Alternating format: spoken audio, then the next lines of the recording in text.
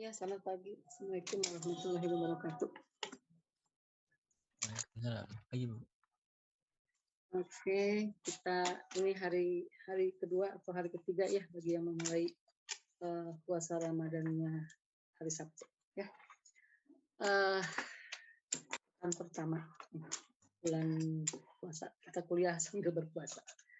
Oke, saya sudah sejak tadi jam 6 sampai jam 8 dan sekarang lanjut untuk kuliah kedua jam 9 sampai jam 11 ya.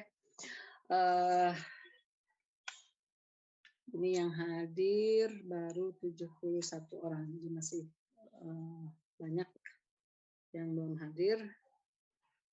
Kita kalau lihat di jadwal, si Excel diisi ya. Kita lihat di jadwal kita punya waktu sekitar, oh iya saya belum bahas RBL Pak ya. Sekarang pekan ke-12, 13, 14. Jadi hari ini kita selesaikan sedikit lagi mengenai gelombang elektromagnetik. Kemudian nyambung ke topik optik fisis ya, optik fisis dan vismod, tinggal 2 topik lagi. Dan kita selesaikan dulu semua materi, nanti sisa waktu pekan depan pun kayaknya materi beres ya. Kita nanti antara tutorial dan kuis-kuis ya, sama pembahasan soal-soal ya. Sampai RBL di pekan ke-15. Oke. Saya lupa belum menyiapkan RBL dulu. RBL mungkin saya bahasnya tunggu sebentar ya. Belum saya siapkan bahan-bahannya. Oke, ini sambil menunggu ini dia teman-teman Anda lengkap semua. RBL.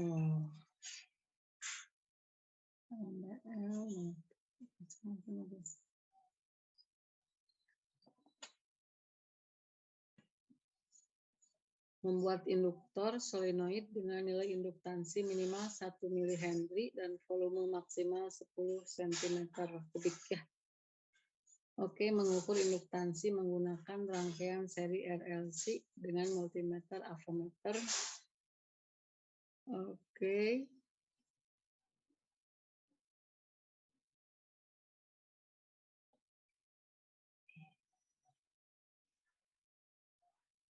Ini saya bahas karena kita sambil menunggu kelengkapan teman-teman Anda ya.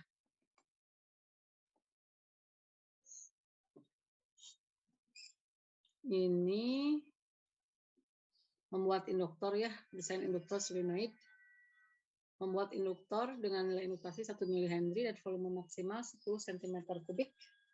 Mengukur induktansi menggunakan rangkaian seri LRC dengan multimeter avometer. Tugas ini adalah tugas kelompok. Setiap kelompok terdiri maksimum 8 mahasiswa. Membuat induktor solenoid dan menentukan nilai induktansinya dengan rangkaian seri LRC. Batasan volume solenoid sudah hadir ya. Luas penampang solenoid dikalikan panjang solenoid, volumenya sekian. Nilai induktansi dari solenoid ditentukan dengan menganalisis rangkaian seri LRC dengan sumber tegangan AC dari PLN yang diturunkan dengan transformator. Jadi Anda harus menggunakan transformator dulu ya. Jangan langsung main colok ke PLN. Voltasenya besar ya. Dengan bantuan alat ukur berupa multimeter atau avometer. Jika terdapat alat lain yang dapat langsung menentukan nilai induktansi, misal RLC meter, dapat digunakan juga, namun hanya dilaporkan sebagai pembanding. Ya, metode utama kalau ini proses belajar ya, yang utamanya adalah digunakan metode utama yang digunakan pada RBL ini adalah rangkaian seri RLC ya, sesuai dengan topik yang menjadi pokok bahasan di semester 2 ini ya, ada rangkaian seri RLC. Kemudian gunakan sumber tegangan bolak-balik AC maksimum 12 volt ya. Sehingga kegiatan RBL ini wajib menggunakan transformator penurun tegangan. Jadi ini hati-hati transformator disambungkan ke sumber tegangan listrik PLN ya. Dan kita menggunakan fungsi transformator sebagai penurun tegangan ya. Yang diharapkan adalah 12 volt ya. Kemudian ini maaf saya sambil ini kegiatan sementara saya sambil menunggu kelengkapan teman-teman Anda ya, karena saya belum membaca betul ini.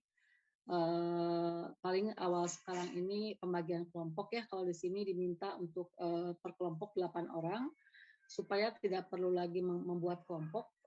untuk kelompok tugas rasanya saya tiap kelompok menyambung dengan semester lalu 9 orang ya per kelompoknya. Jadi dilanjutkan saja itu begitu ya. Supaya apa ya, per kelompok kan sudah kebangun ya. Jadi lebih baik dilanjutkan kelompok yang sudah biasa mengerjakan tugas-tugas PR gitu ya.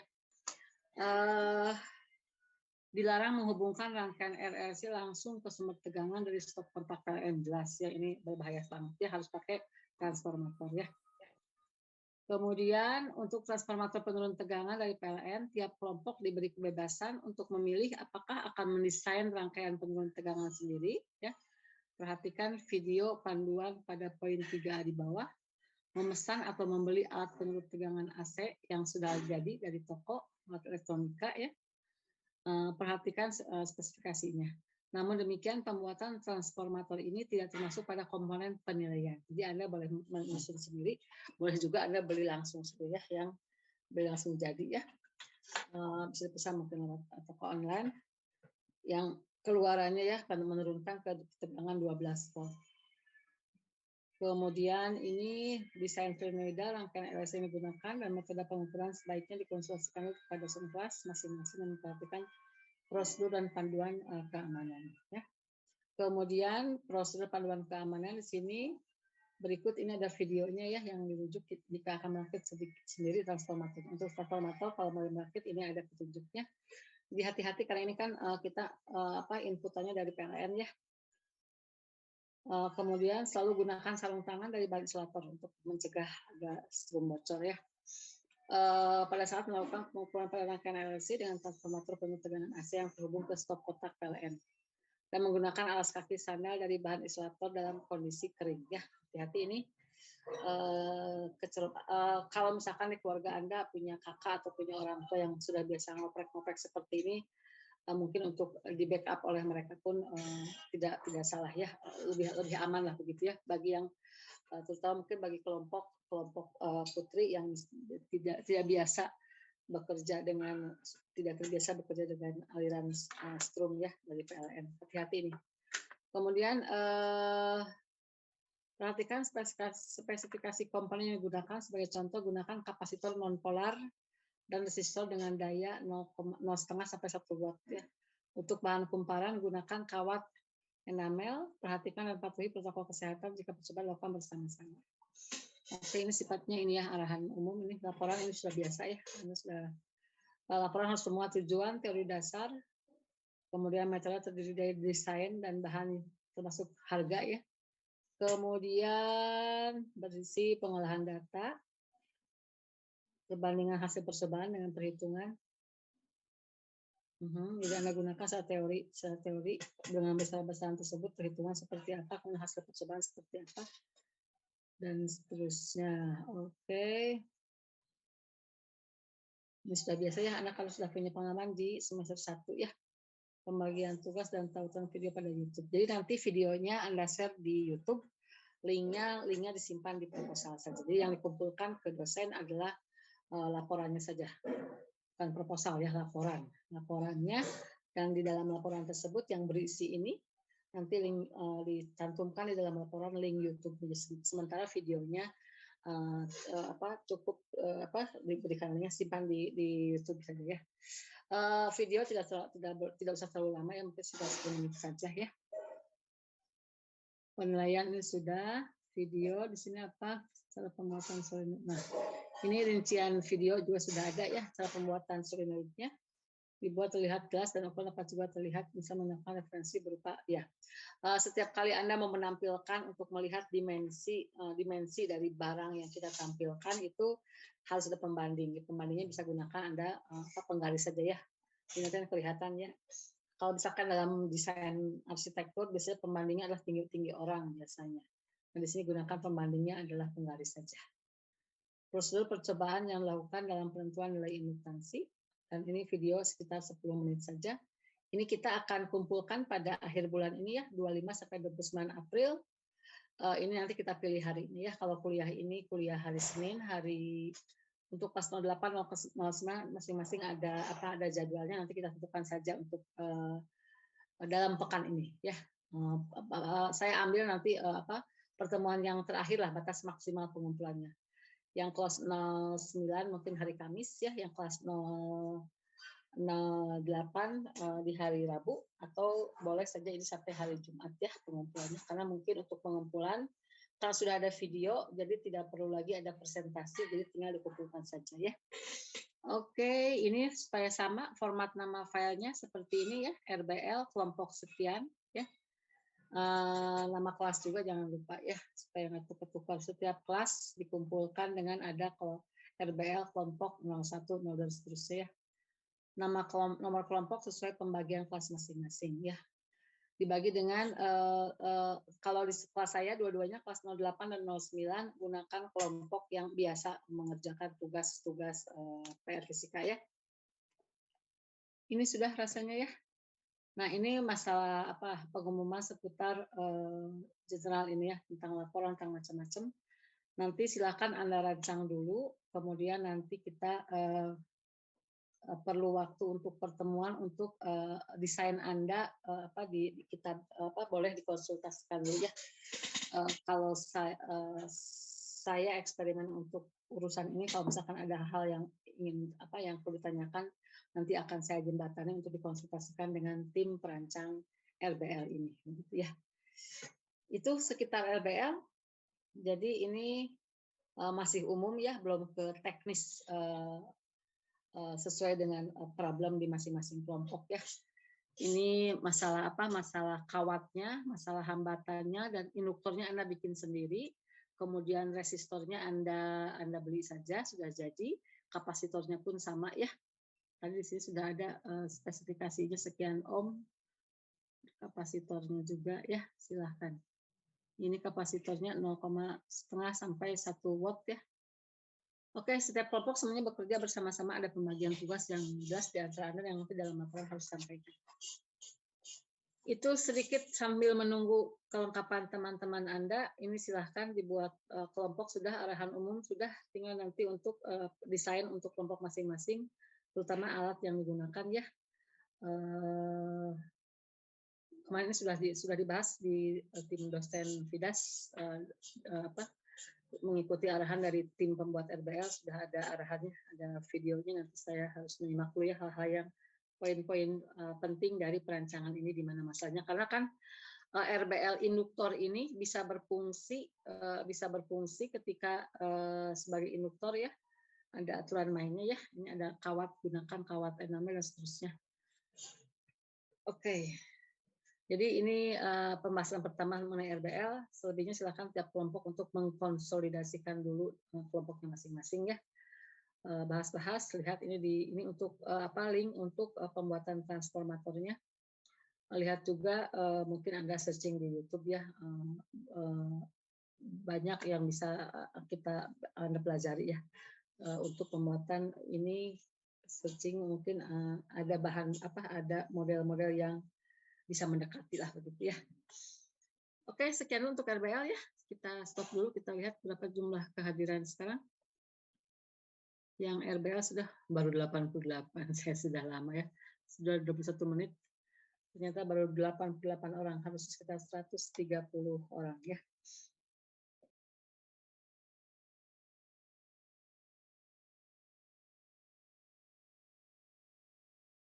Oke, kita mulai saja untuk perkuliahan. Selamat pagi, Assalamualaikum warahmatullahi wabarakatuh. Kita mulai kuliah kita pagi ini. Kita kemarin sudah membahas mengenai gelombang elektromagnetik. Saya coba bahas dari catatan saya dulu ya, dari catatan tulisan tangan saya. Kita ini akan selesaikan mungkin 1 jam kurang saja ya, 1 jam pelajaran kurang, dan sisanya kita akan masuk ke topik interferensi difraksi ya. Oke, share layar ini. Kita kemarin sudah bahas ini. Oke, kita review sebentar. Poin-poin penting dari gelombang elektromagnetik ya. Kita topiknya gelombang elektromagnetik, jadi ini adalah osilasi antara medan listrik dan medan magnet terjadi osilasi ya. Sebagai sumber gelombangnya adalah rangkaian LC, induktor dan kapasitor, di mana kapasitor menyimpan energi listrik, ini menyimpan energi magnet, dan dia berosilasi berpindah-pindah ya. Ini sudah kita bahas. Lihat di topik arus bolak-balik, kita sudah buktikan, turunkan bahwa untuk kapasitor dan pada induktor tidak ada kebocoran listrik di sini ya. Sehingga nanti osilasi di antara energi listrik dan energi magnet ini akan terjadi, jumlah energi totalnya adalah konstan ya. Energi dalam rangkaian ini akan konstan terbagi dalam energi listrik dan energi mekanik, dan dia berosilasi ya, listrik magnet ya. Ini sudah kita bahas pekan lalu, dengan frekuensi osilasinya adalah 1 per akar induktansi dan kapasitansi ya nilainya ya. Ini osilasi LC ini dia berperan sebagai sumber dari gelombang elektromagnetik ya. Kemudian oleh Pak Maxwell ada persamaan 4 persamaan Maxwell ini, kita menemukan bahwa hasilnya ini sudah kita turunkan kemarin, gelombang elektromagnetik itu artinya menjalarkan gelombang medan listrik dan medan magnet. Nah, ternyata ini persamaan untuk gelombang listriknya ya, dan ini untuk gelombang magnetnya.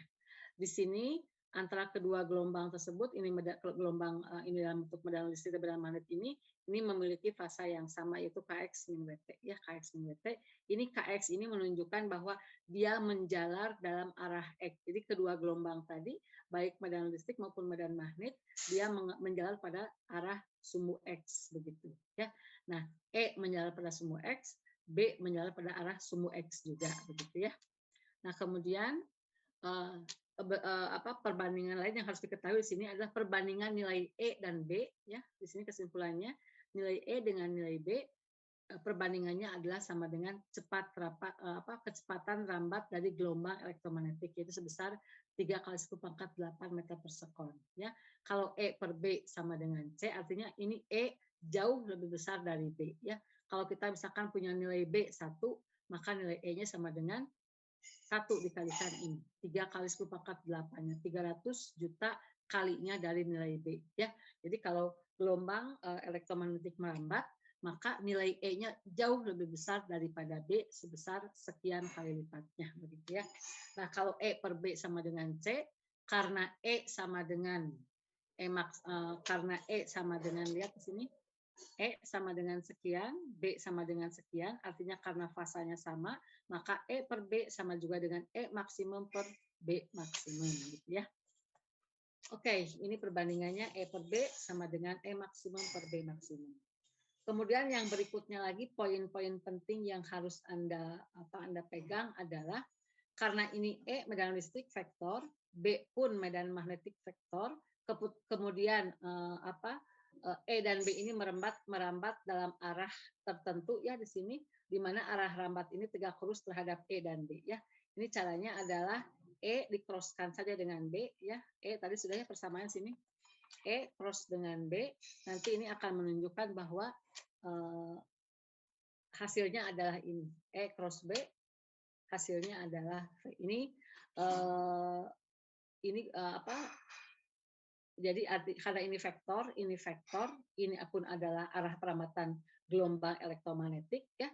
Ini arah getaran dari gelombang listrik, yang ini adalah arah getaran dari gelombang magnetiknya, dan keduanya ini merambatnya ke arah sini, sama ya merambatnya, maka ini harus mengikuti kaidah tangan kanan ya. Jadi ini E cross B sama dengan V begitu ya.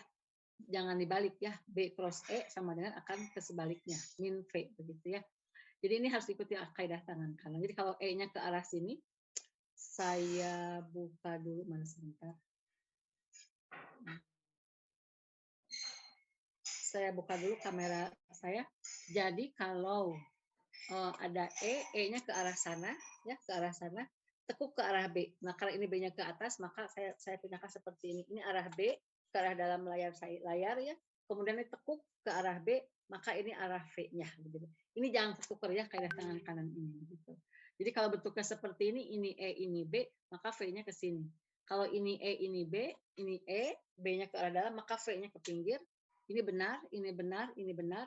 Kalau ada pernyataan seperti ini, B-nya ke sana, V-nya harusnya ke sebelah kiri, ini ke sebelah kanan. Maka ini menunjukkan pernyataan yang salah.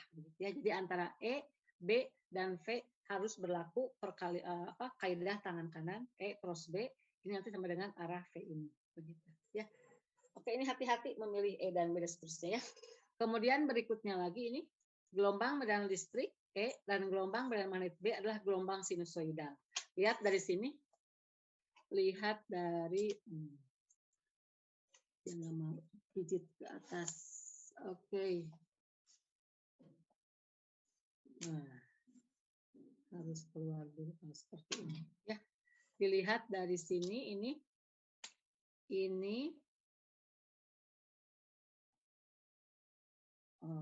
biasa mulai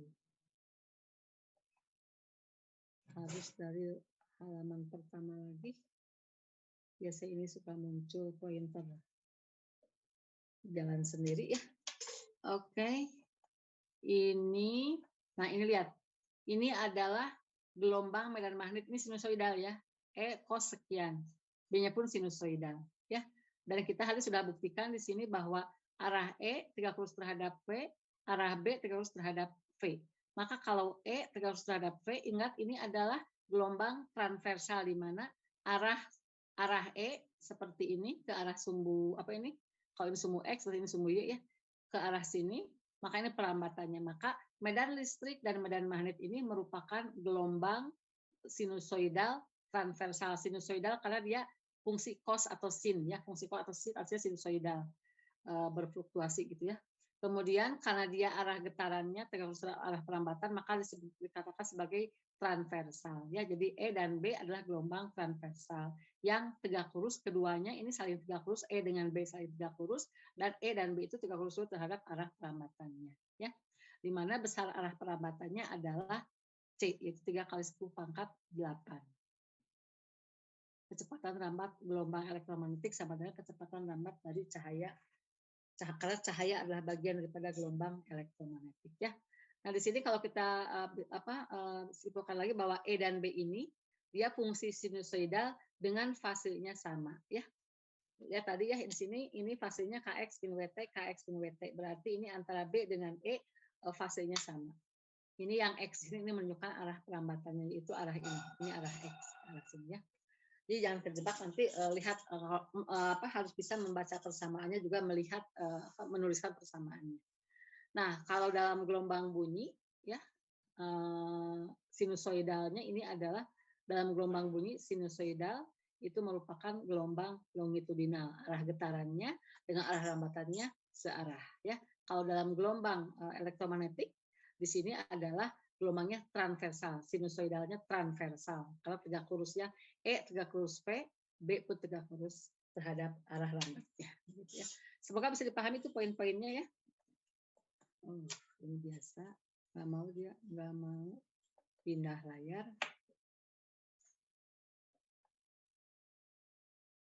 Oke. Pointernya. Kalau udah rada ngeheng, maaf ya ini saya nggak bisa klik pindah layarnya. Jadi ini desainnya ya, ini E, ini B, ini arah rambat ya, hati-hati ini. Jadi ini sudah saya tuliskan sejelas mungkin arah E, arah B, arah perambatannya ya. Ini persamaannya. Lihat ini arah perambatan ini sama ini arah X menunjukkan arah perambatannya. Yang ini arah Y ini menunjukkan arah dari osilasi atau arah dari getaran arah dari fluktuasi sinusoidal medan listriknya.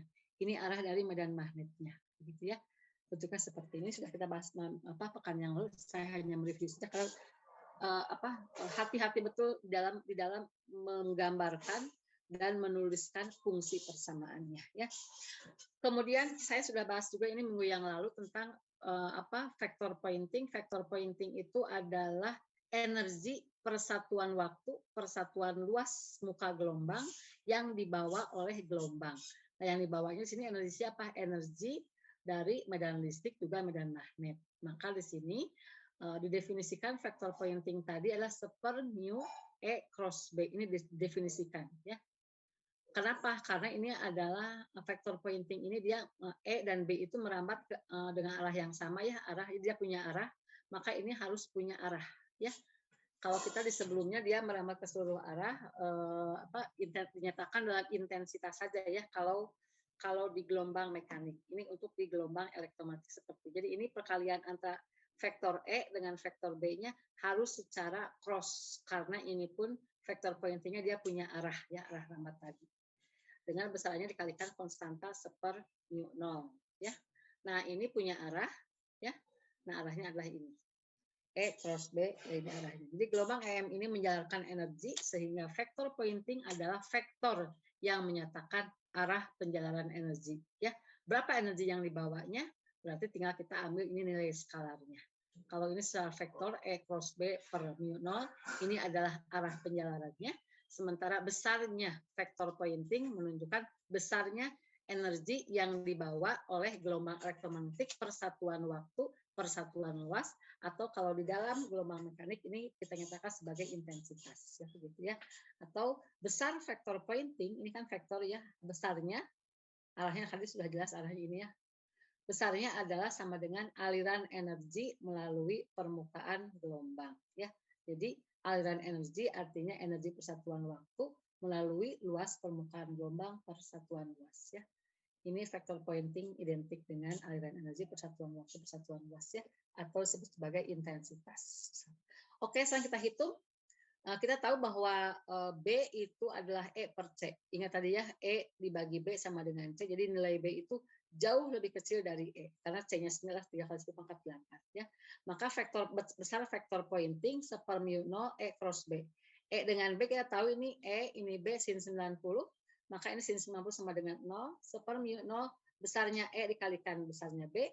Besarnya B adalah E per C. Maka kita bisa nyatakan seper mu 0 C E kuadrat atau seper mu 0 C B kuadrat ya, ini atau ini. Inilah besarnya vektor pointing, besarnya ya. Kalau arah sudah ya, sedang arah perambatan. Oke, karena ini adalah perambatan gelombang elektromagnetik ke seluruh arah begitu ya, kita ambil nilai rata-ratanya. Definisi rata-rata seperti ini. Seperti ingat di arus bolak-balik saya sudah menuliskan bagaimana mencari nilai rata-rata. Kenapa harus dirata-ratakan? Karena gelombang ini gelombang kan besar sekali ya, berfluktuasi untuk setiap gelombangnya ke segala arah, maka kita ambil rata-ratanya ya. Maka kita proses seperti ini. Nanti ini akan menghasilkan intensitas atau vektor pointing rata-rata ini tadi sama dengan seper mu 0. Ini masukkan saja ya. Ini ST-nya ini nih kita masukkan ini seper mu 0 E cross B atau seper mu 0 ini nih seper C mu 0 E kuadrat atau ini kita masukkan ke sini ya. Dibagi seperti ini, integrasikan 0 sampai T. Cara membuat rata-rata ada di topik arus bolak-balik sudah saya detailkan ya. Jadi ini hasilnya nanti akan menghasilkan, silahkan Anda hitung ini, E maksimum ya, ini E cross B sin 90 dirata-ratakan, nanti akan menghasilkan E maksimum B maksimum ada 1/2-nya ya. Dari hasil ini ada nanti E-nya, ada berapa E-nya kan E cos sekian, B-nya B maksimum cos sekian, dari cos-cos tersebut akan menghasilkan 1/2 begitu ya. Jadi nanti hasilnya ini adalah seper mu 0, 1 per mu 0, ini 1 per mu 0. Ini adalah E maksimum, B maksimum per 2. Berarti kalau seperti ini sama dengan E maksimum per 2, ini sama dengan, kita ganti ke E maksimum, berarti E maksimum per C ya. Maka akan seperti ini. E maksimum, C, 2 mu 0, atau kalau kita ganti yang ini ke B maksimum, berarti ini menjadi B maksimum kalikan C, C-nya di atas ya. C-nya di atas per 2 mu 0 B maksimum ya. Nah, ini intensitas. Intensitas ini kita lihat yang ini 1 per C mu 02 E maksimum kuadrat, berarti ini E maksimum per akar 2 kalikan E maksimum per akar 2 ya. Nah, E maksimum per akar 2 sendiri adalah E RMS. Sehingga ini bisa kita ganti, hilang 2-nya menjadi E maksimumnya ganti menjadi E RMS kuadrat dibagi C kalikan mu 0 ya. Atau kalau dinyatakan dalam B, dalam B menjadi C kalikan B RMS. Ingat aja ya bahwa E sama dengan B kalikan C ya. Ini menjadi C kuadrat kalikan B RMS kuadrat per nu 0 kalikan C, coret C di sini dengan yang C di bawah ini. Ya, ini adalah besarnya intensitas atau intensitas ini sama dengan vektor pointing dirata-ratakan. Gitu ya. Oke. Ini nggak mau pindah lagi ya. Oh, pindah bisa. Oke, kita lihat ini. Ini densitas energi atau rapat energi. Saya tadi sudah, tunggu sebentar.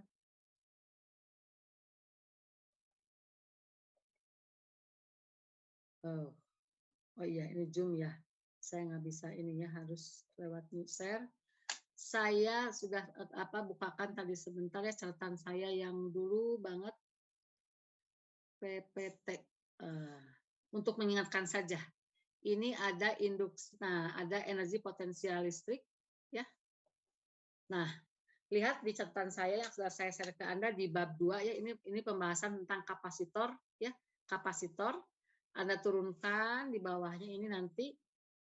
Nah, ini ada lihat rapat energi adalah energi persatuan volume setengah epsilon E kuadrat ya. Ini di pembahasan kapasitor ya. Lihat di topik yang bab energi potensial listrik. Rapat energi atau energi persatuan volume setengah epsilon E kuadrat ya. Kemudian kita lihat lagi di PPT yang berikutnya tentang induksi elektromagnetik.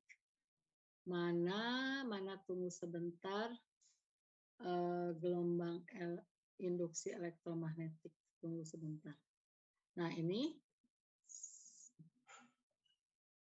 pun sama. Di sini saya sudah dulu menurunkan ya bab induksi elektromagnetik ya. Di sini ini ketutup ya. Ini energi persatuan energinya adalah 1/2 nol B kuadrat L kali A. Maka nanti rapat energinya ini dikurang, ini L kali A adalah volumenya panjang dikalikan kan 1/2 nol B kuadrat ya. Ini sudah kita turunkan dalam topik induksi elektromagnetik dan di dalam topik ini. Jadi rapat energinya adalah dalam induktor 1/2 nol B kuadrat ya. Sementara untuk dalam medan listrik adalah 1/2 epsilon nol E kuadrat. Ada bentuk yang simetris. Hanya untuk medan listrik di sini epsilon nol. Kalau untuk medan magnet ini nu 0 tapi di bawah begitu ya. Rapat energi pada induktor, yang ini rapat energi pada kapasitor ya. Semoga ini mengingatkan pembahasan yang sebelumnya itu terkait ya. Oke, kita lanjut ke topik yang tadi. Saya tadi sedang tunggu sebentar. Tunggu, gelombang elektromagnetik rasanya ini ya. Kebanyakan yang saya buka. Oke, kita kembali ke sini. Nah, di sini itu ya rapat biasa atau rapat energi di dalam kapasitor adalah setengah epsilon E kuadrat ya. Kita rubah-rubah berapa di dalam medan magnet, setengah epsilon E kuadrat. Kita tahu bahwa hubungannya E sama dengan B dikalikan C. Jadi E kuadrat sama dengan B kuadrat C kuadrat, maka akan seperti ini. Sama seperti yang sudah saya buktikan sebelumnya ya. Ini rapat energi di dalam kapasitor medan listrik ya, setengah epsilon E kuadrat.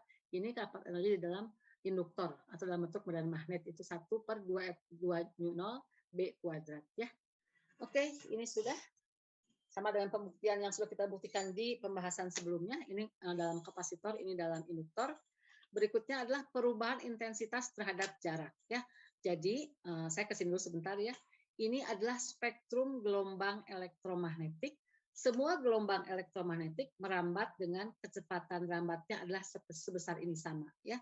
Nah, spektrumnya itu kalau di dalam bunyi kita kan punya spektrum gelombang bunyi itu yang bisa didengar manusia itu sekitaran berapa sonik ya, sonik, ultrasonik, infrasonik. Nah, ini pun spektrum gelombang elektromagnetik ini spektrumnya ya. 10⁴ sampai dengan 10⁴. Nah, ini kalau saya gambarkan seperti ini. Ini nanti segmen-segmen frekuensi ini dikatakan sebagai gelombang radio ya. Dari sekian sampai sekian, dari sekian sampai ini adalah cahaya. Nah, yang kecil ini nih, yang inilah cahaya tampak yang kita lihat sehari-hari. Ini adalah merah, jingga, kuning, majeku, hibinium di sini ya. Nah, ini inframerah di bawah sinar merah ini yang infra di bawah panjang gelombang untuk sinar cahaya warna merah. Di sini ultraviolet artinya di atas ultra dari cahaya ungu violet ya. Ini ada frekuensinya ya. Nah, ini masing-masing ada penggunaannya masing-masing. Ini untuk gelombang radio, ini untuk sinar X, ini untuk sinar gamma. Nah, gelombang radio, inframerah, cahaya tampak, ultraviolet, sinar X, sinar gamma, nanti ini ada pemanfaatannya masing-masing ya, sinar laser dan seterusnya. Tinggal berapa frekuensinya. Dimanfaatkan dalam persenjataan, dimanfaatkan dalam teknik pengobatan ya, misalkan untuk membunuh virus COVID itu diperlukan untuk pada frekuensi berapa ya. Kenali dulu berapa frekuensi dari si virus tersebut, nanti kita berikan si virus tersebut disinari dengan frekuensi tersebut ya. Dia misalkan ada di gelombang inframerah misalkan gitu ya. Nanti berarti dia akan membawa energi. Tentang energi nanti akan dibahas dalam fisika modernnya. Energi yang dibawa oleh gelombang adalah H dikalikan frekuensinya. H-nya nanti ya belum dibahas di sini. Maka nanti si gelombang cahaya ini dia akan membawa energi ya. Atau hadis kita sudah bahas tentang vector pointing atau intensitas, itulah energi yang dibawa oleh si gelombang elektromagnetik. Energi tadi maka dia bisa membunuh virus tersebut ya. Disesuaikan saja nanti menggunakan sesuai dengan frekuensinya masing-masing ya. Ini adalah Magiku Hibiniu yang nanti akan sering kita gunakan untuk cahaya tampak. Artinya ini cahaya yang bisa dilihat oleh mata kita gitu ya. Oke, nah kembali ke sini ya. Nah, ini cahaya tampak ini adalah cahaya dari mana sumbernya? Semua cahaya sumbernya adalah dari matahari ya. Jadi salah satu dari contoh dari gelombang elektromagnetik adalah cahaya matahari ya, cahaya tampak ini. Ini kenapa ya berpindah sendiri? Nah, ini adalah spektrum gelombang elektromagnetik. Salah satunya adalah cahaya ya. Cahaya ini adalah sumbernya apa? Adalah cahaya matahari. Sehingga bagaimana kita melihat atau menghitung intensitas dari cahaya matahari tersebut? Tentu sumbernya adalah matahari. Jadi di sini intensitas adalah daya per luas muka gelombang. Nah, di sini daya per luas, daya adalah energi persatuan waktu ya, joule per detik atau watt di sini. Ini luas adalah luas muka gelombangnya. Kalau kita punya bola matahari, maka dia akan merambat ke seluruh arah ya. Itu kenapa kita menggunakan cahaya matahari? Karena cahaya matahari adalah termasuk daripada gelombang elektromagnetik ya, di daerah sini cahaya tampaknya.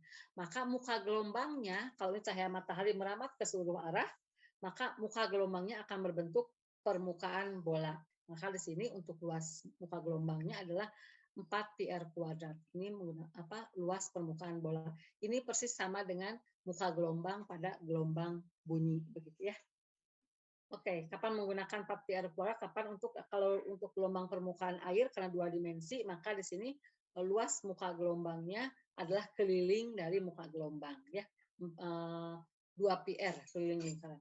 Kalau untuk untuk gelombang elektromagnetik cahaya matahari karena dia ke semua arah sama dengan gelombang bunyi, saya berbicara maka ke semua arah. Maka di sini intensitasnya adalah daya perluas area, areanya adalah luas daripada muka gelombang yang berbentuk permukaan bola, luas permukaan bola, sehingga menjadi 4 πr kuadrat. Begitu ya. Semoga bisa dipahami ini ya, gelombang elektromagnetik. Saya sedikit masuk dulu ke new share. Ke slide, tunggu sebentar, ini agak pusing begini banyak ya.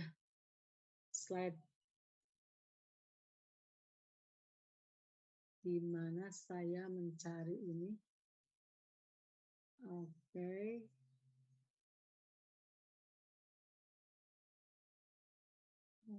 Saya harus stop dulu sebentar ya.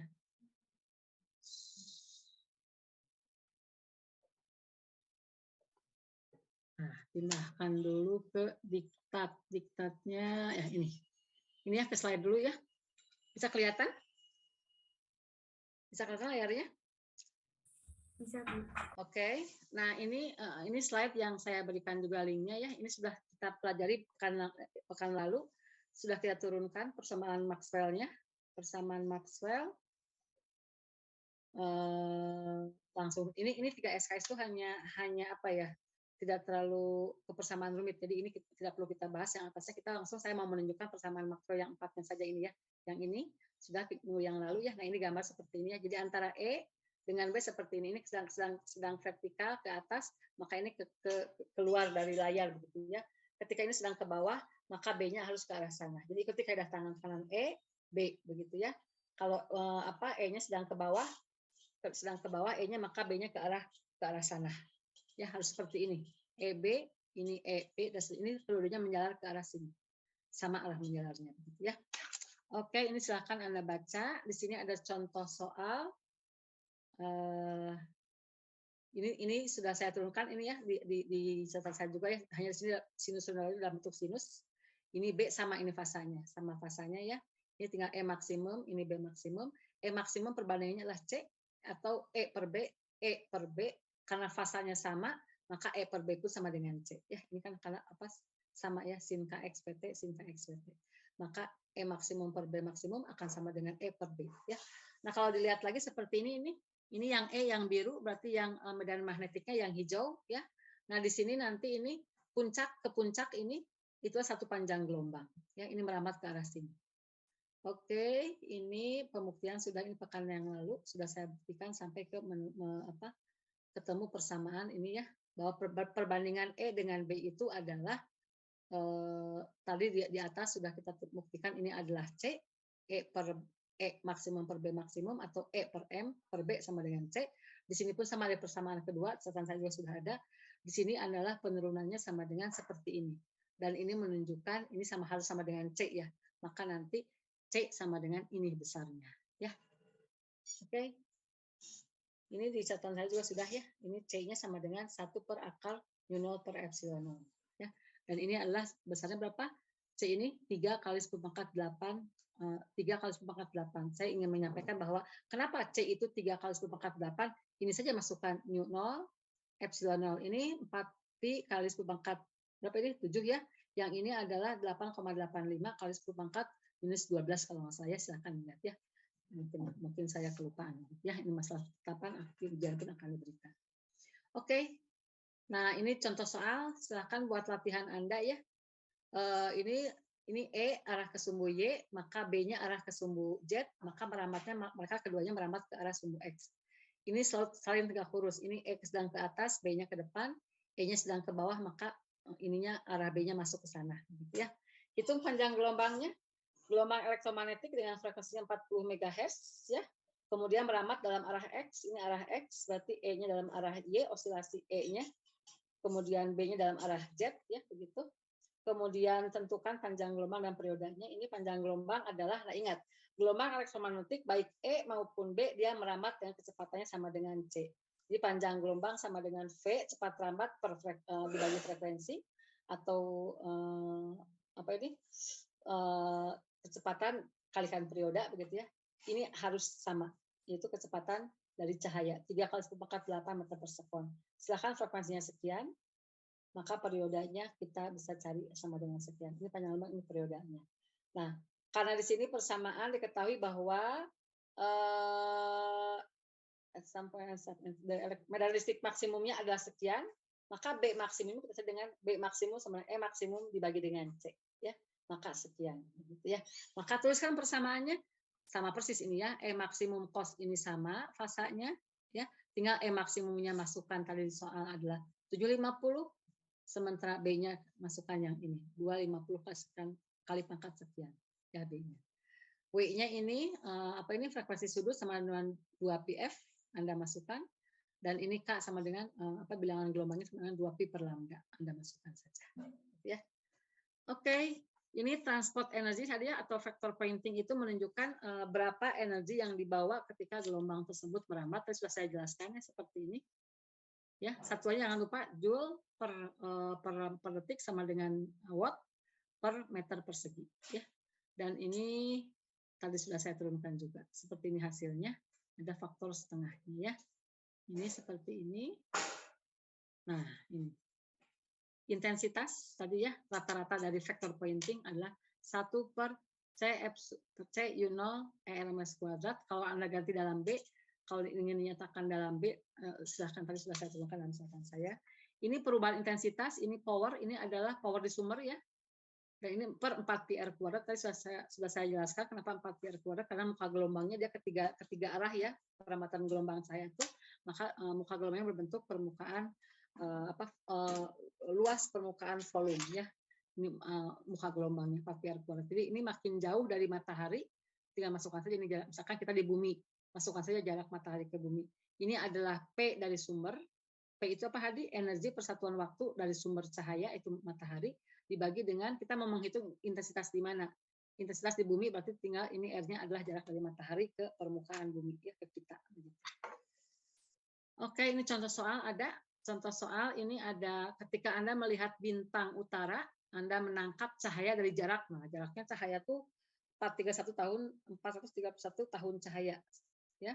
Dan memancarkan energi sebesar sekian kali energi matahari. Jadi ini dayanya adalah sekian kali energi matahari 2,2 kali 10⁻³ kali energi matahari. Nah, daya mataharinya S segini, ya.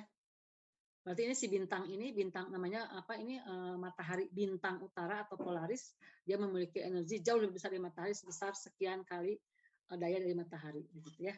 Nah, dia sampai kepada kita menempuh perjalanan 431 tahun cahaya, gitu ya. Kemudian sambil merambat, sebetulnya kan ada atmosfer. Atmosfer itu bersifat polarisasi menyerap sebagai energi. Ini diasumsikan bahwa diabaikan penyerapan oleh atmosfernya. Nah, berapa nilai RMS dari medan listriknya? Ya, ERMS. Berarti ERMS itu dia tahu intensitas dari soal ya. Intensitas adalah daya di sumber di si bintang berapa ya daya dari cahaya dari bintang tersebut per 4πr kuadrat. R-nya adalah jarak dari bintang tersebut ke kita, yaitu 431 tahun cahaya. Nah, intensitas juga sama dengan ERMS per C.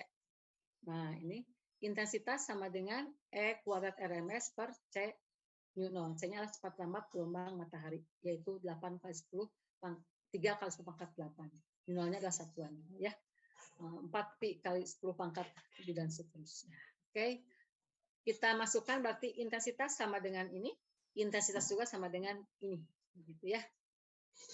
Oke, ini substitusikan PS-nya berapa? Daya cahaya dari si bintang Polaris tadi sekian kali daya matahari. Kemudian ini jaraknya berapa? 431 tahun cahaya. 431 kalikan sekian sama dengan sekian. Berapa tahun cahaya? Ini bagi dengan ini saja ya.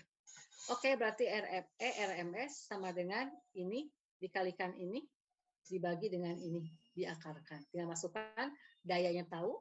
C-nya 3 kali 10 pangkat 8, Newton-nya tahu ya 4pi kali sekian, ini adalah 4pi kalikan R kuadrat. Jadi ini 4pi kali 10 pangkat sekian, 4pi coret. Maka RMS sekian bisa diketahui.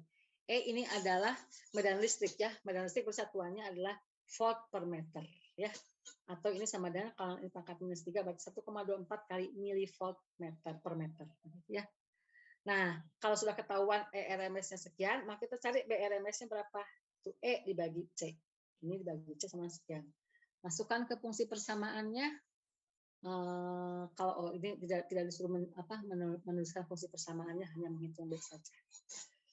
Kalau disuruh menuliskan fungsi persamaan medan listrik, maka ini E maksimumnya sudah ada, tapi kita harus tahu berapa F-nya, frekuensinya, dan berapa panjang gelombangnya. Ya.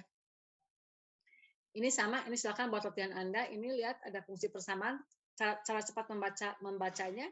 Ini berarti E XT 30 cos KX min sekian, ini arahnya. Nah, ini berarti apa? Ini merambatnya, medan listrik ini merambatnya ke arah sumbu X. Ya. Kemudian nanti E-nya sendiri berosilasinya, getarannya adalah ke arah sumbu Z. Nah, ini ya cara bacanya ya. Ini adalah satuannya. Silahkan buat latihan Anda. Berikutnya lagi, silahkan ini pun buat latihan ya, sudah cukup jelas. Saya membahas polarisasi cahaya ya. Tadi kita sudah bahas ya bahwa gelombang elektromagnetik contohnya adalah cahaya matahari, karena cahaya matahari cahaya tampak ya. Yang kita lihat itu berarti cahaya matahari itu bagian daripada gelombang elektromagnetik. Artinya begini, fenomena cahaya matahari itu bisa diuraikan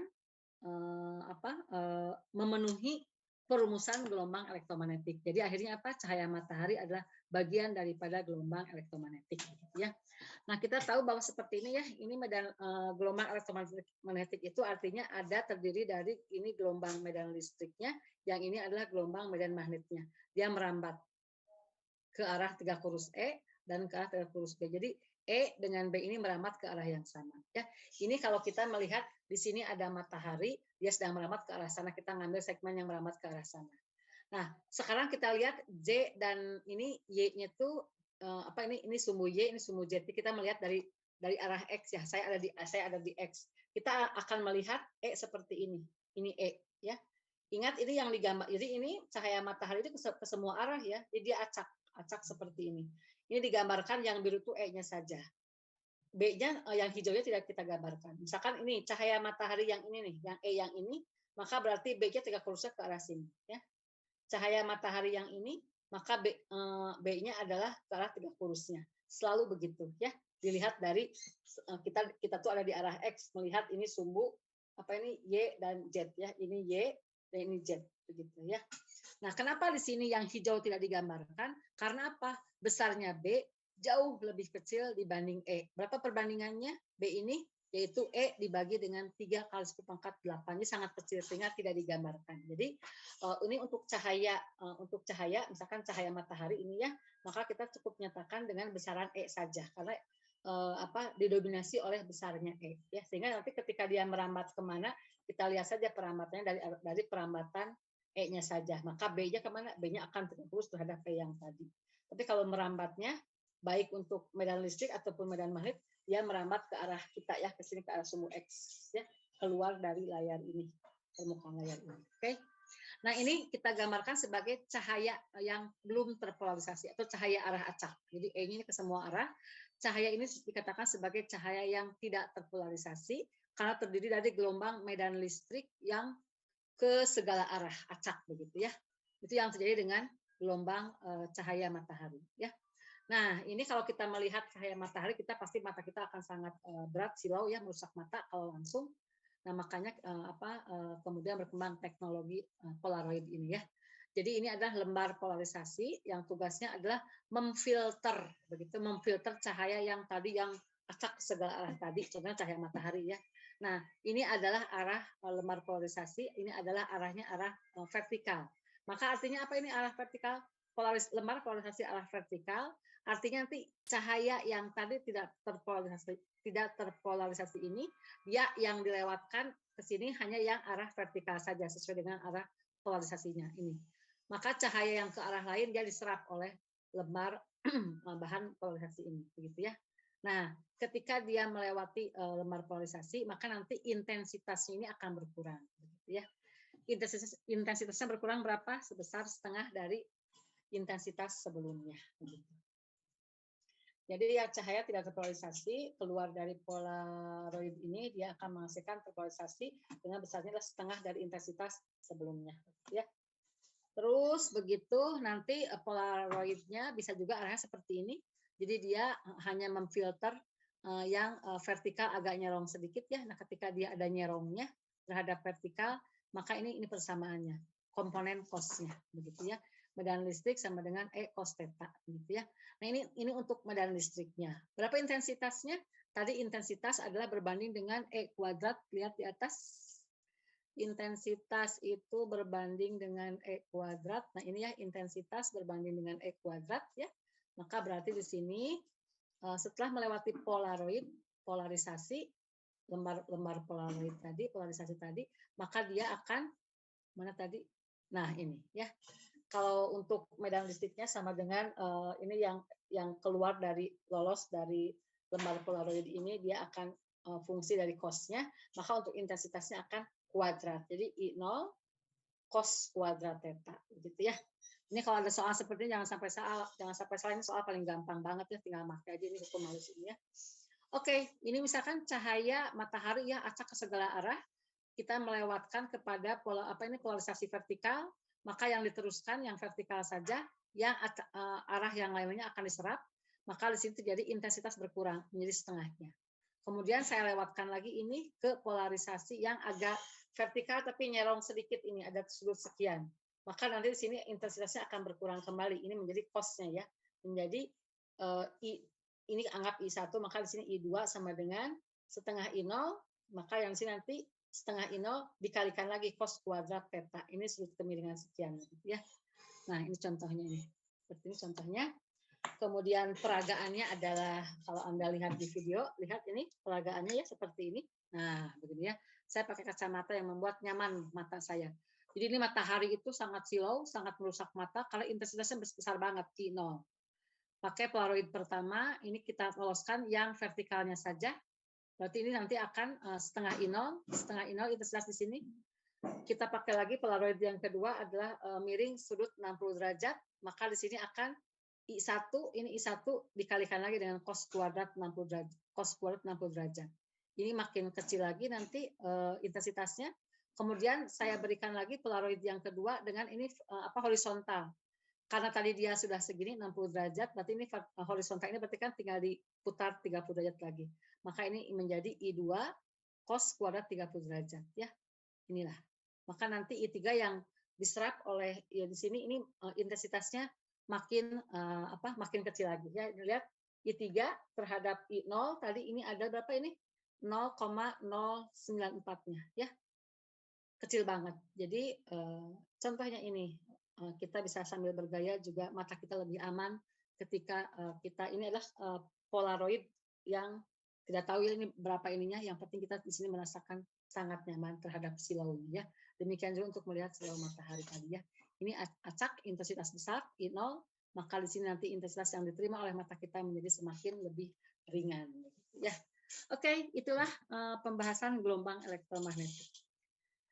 Selesai untuk di sini ya, mudah-mudahan bisa ini soal seperti ini selalu saja keluar satu soal ya, dan ini Anda amankan ya, ini mudah untuk dipahami ya.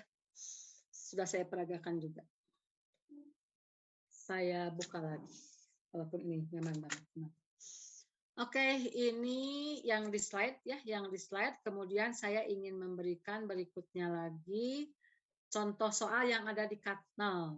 Tunggu sebentar, saya lupa ini filenya yang mana ya, ini untuk 7A 9A. Nah, ini share ya. Nah, ini soal-soal yang ada di Katnal membahas mengenai gelombang elektromagnetik ya, seperti ini.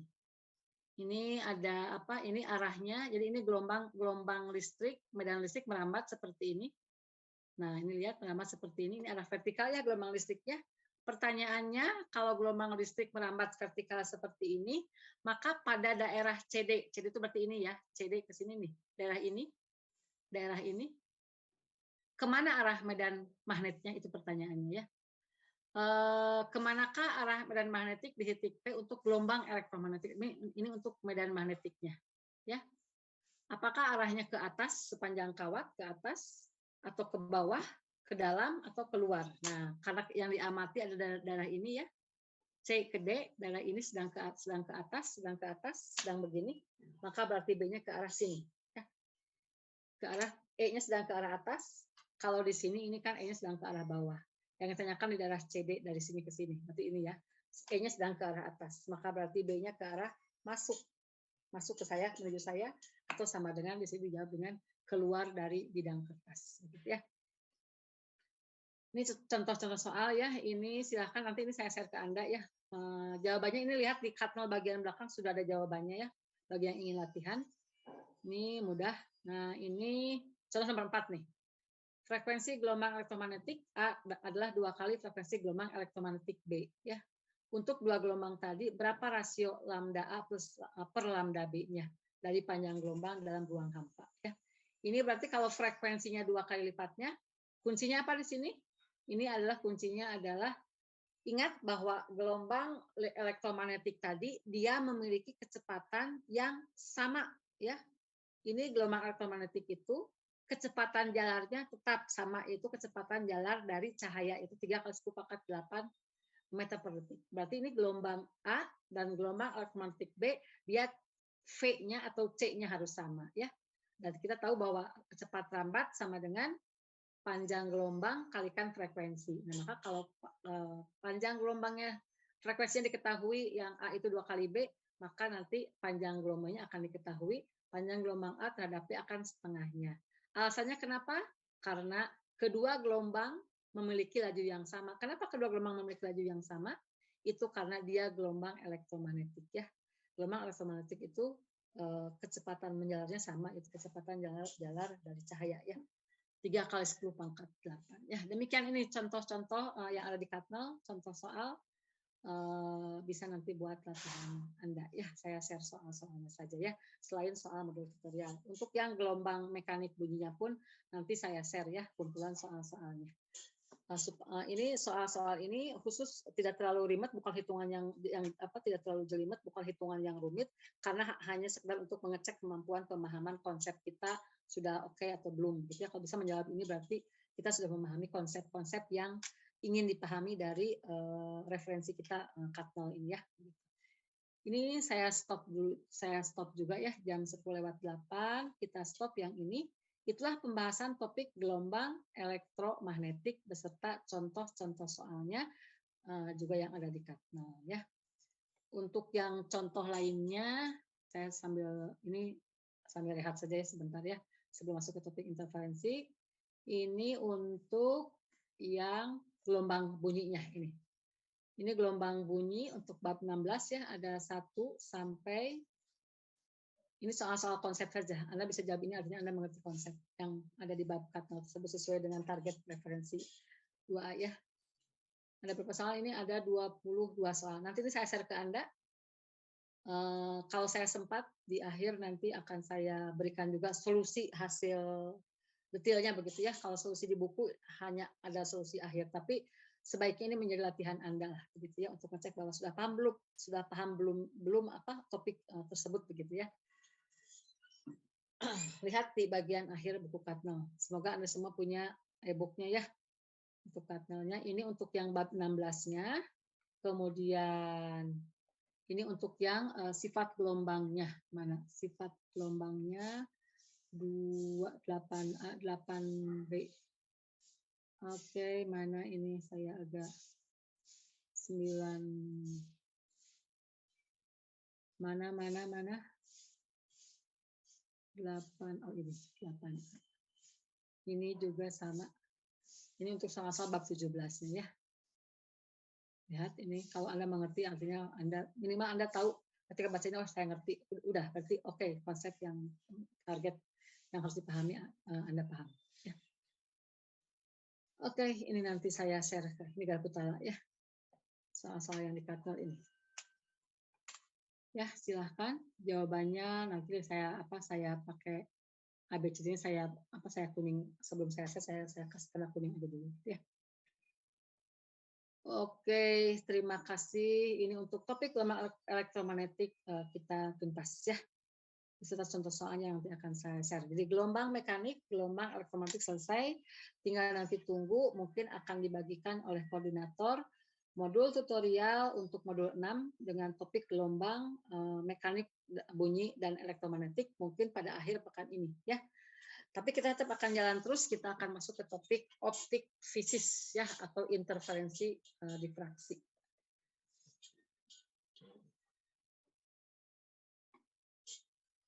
Ini saya buka dulu soalnya, kali dingin banget ya. Oke.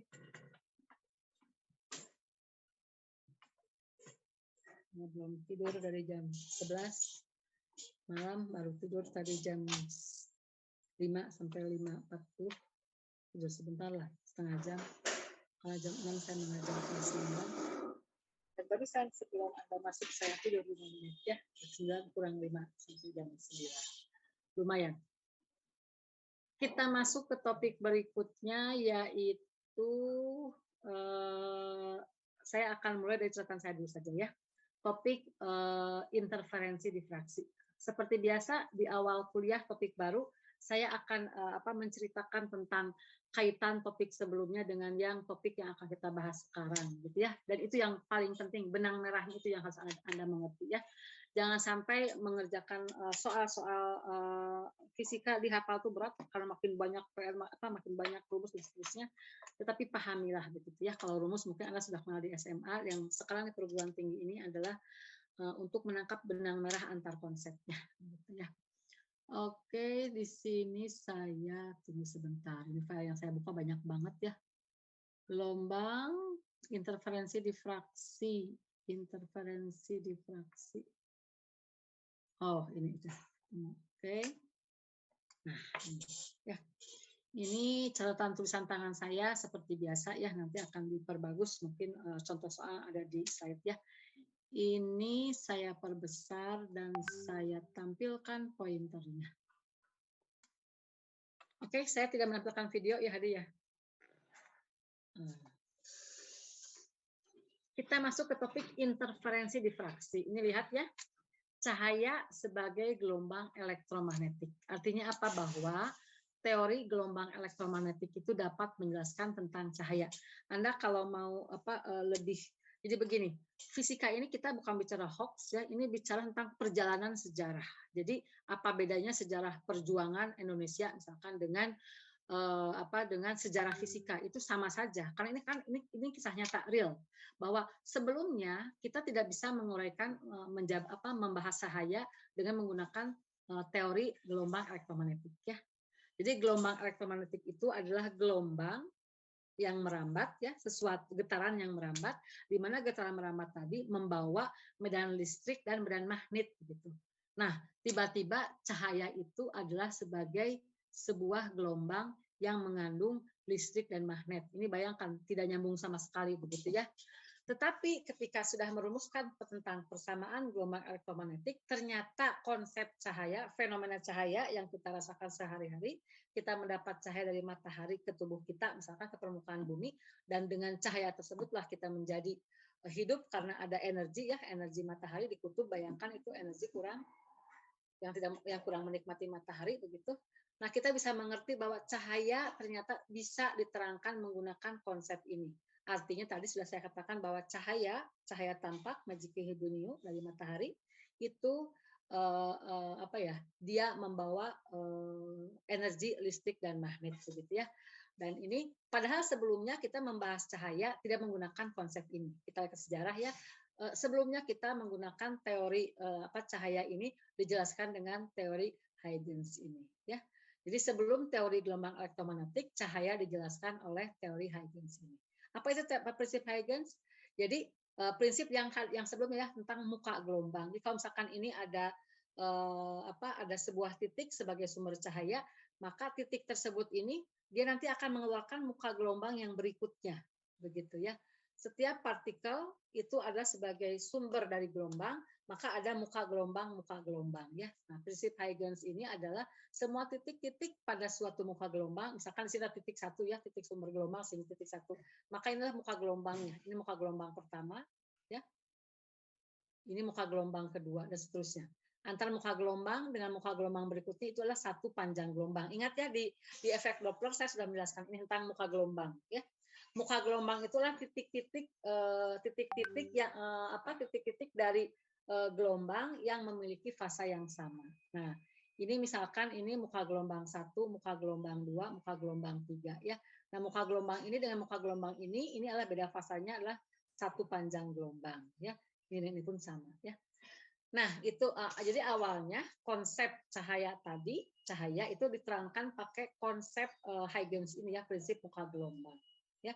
Dan prinsip muka gelombang atau teori Huygens ini bisa menjelaskan tentang hukum refleksi atau refraksi, pemantulan dan pembiasan. Jadi cahaya itu ketika melewati, misalkan Anda punya, maaf sebentar ya, saya harus buka videonya. Misalkan begini, saya punya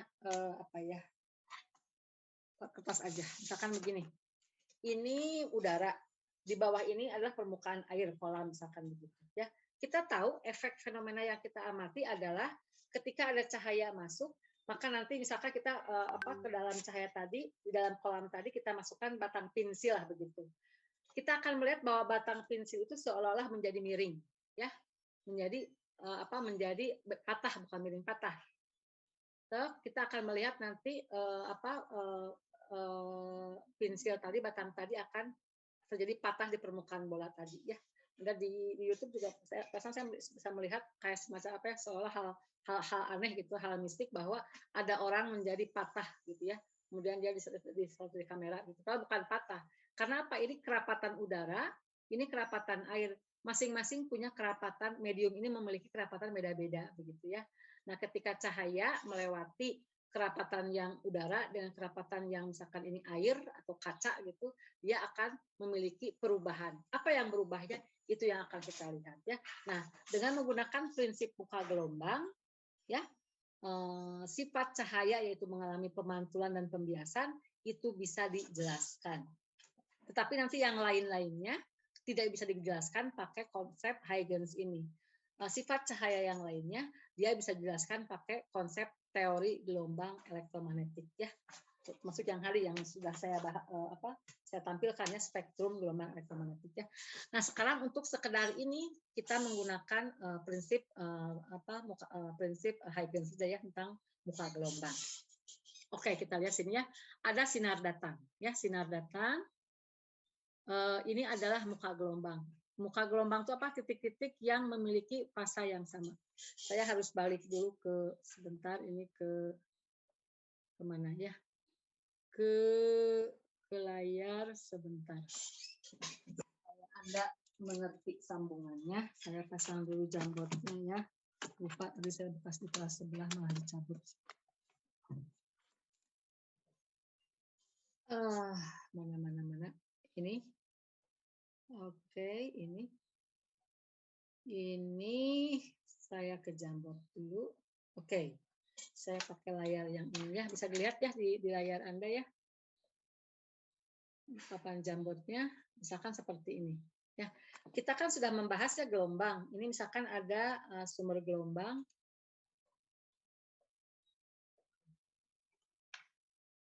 Oke, ada keluar ya.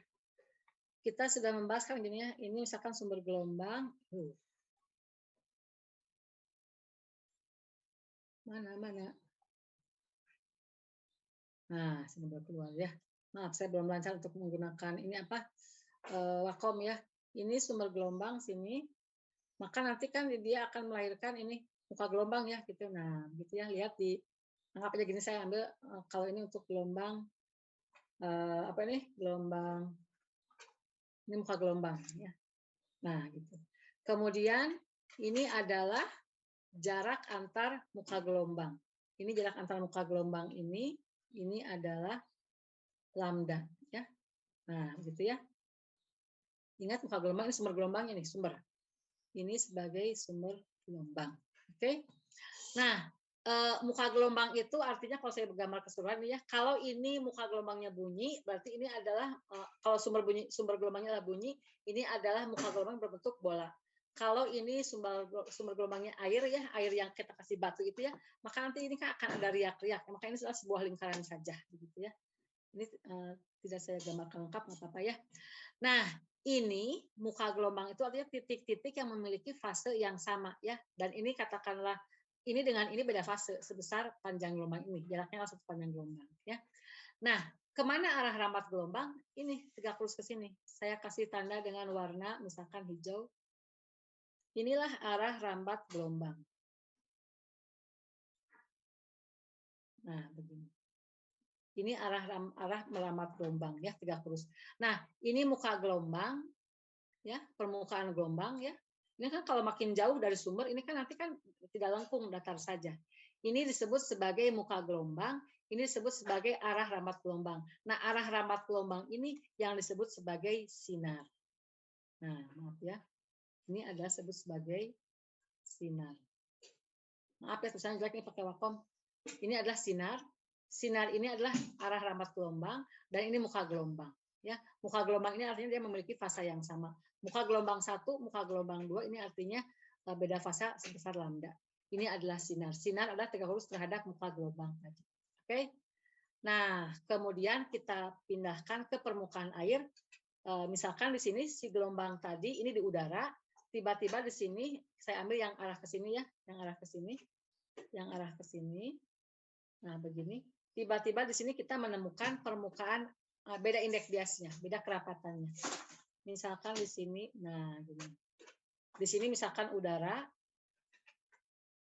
di sini adalah misalkan air begitu ya. Maka nanti ini muka gelombangnya ini kan. Ini kita ambil diluruskan saja ya. Ini berarti muka gelombangnya adalah yang ini.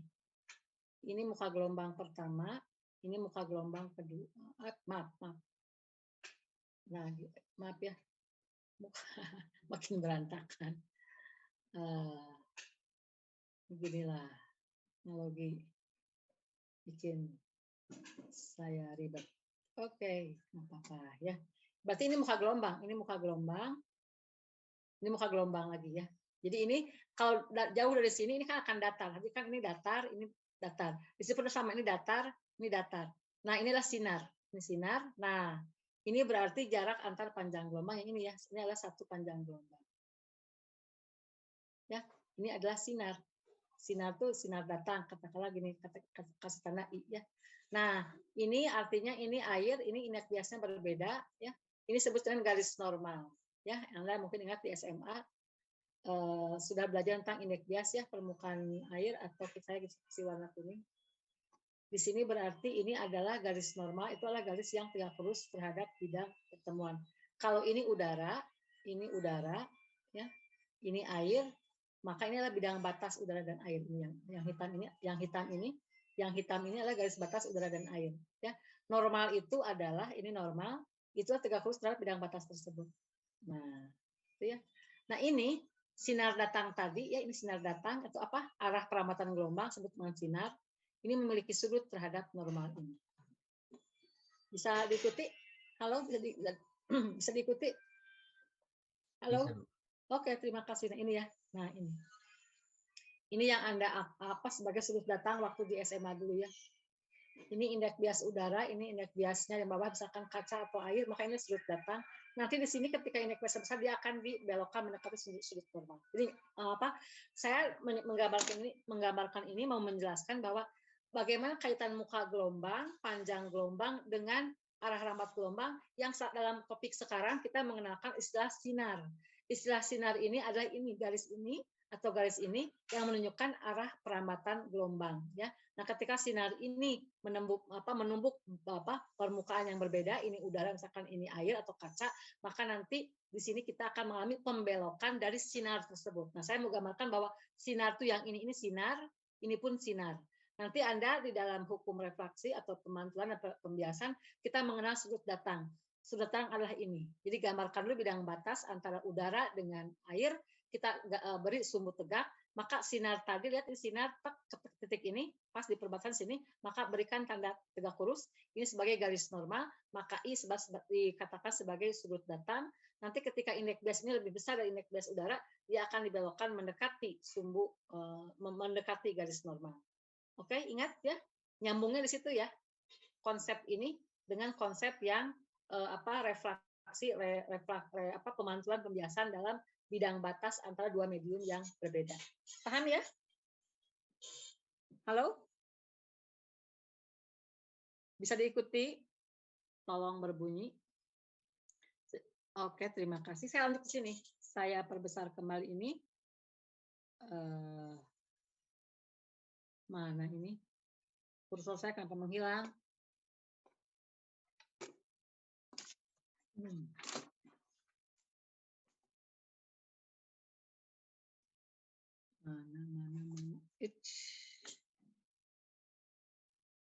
Oke.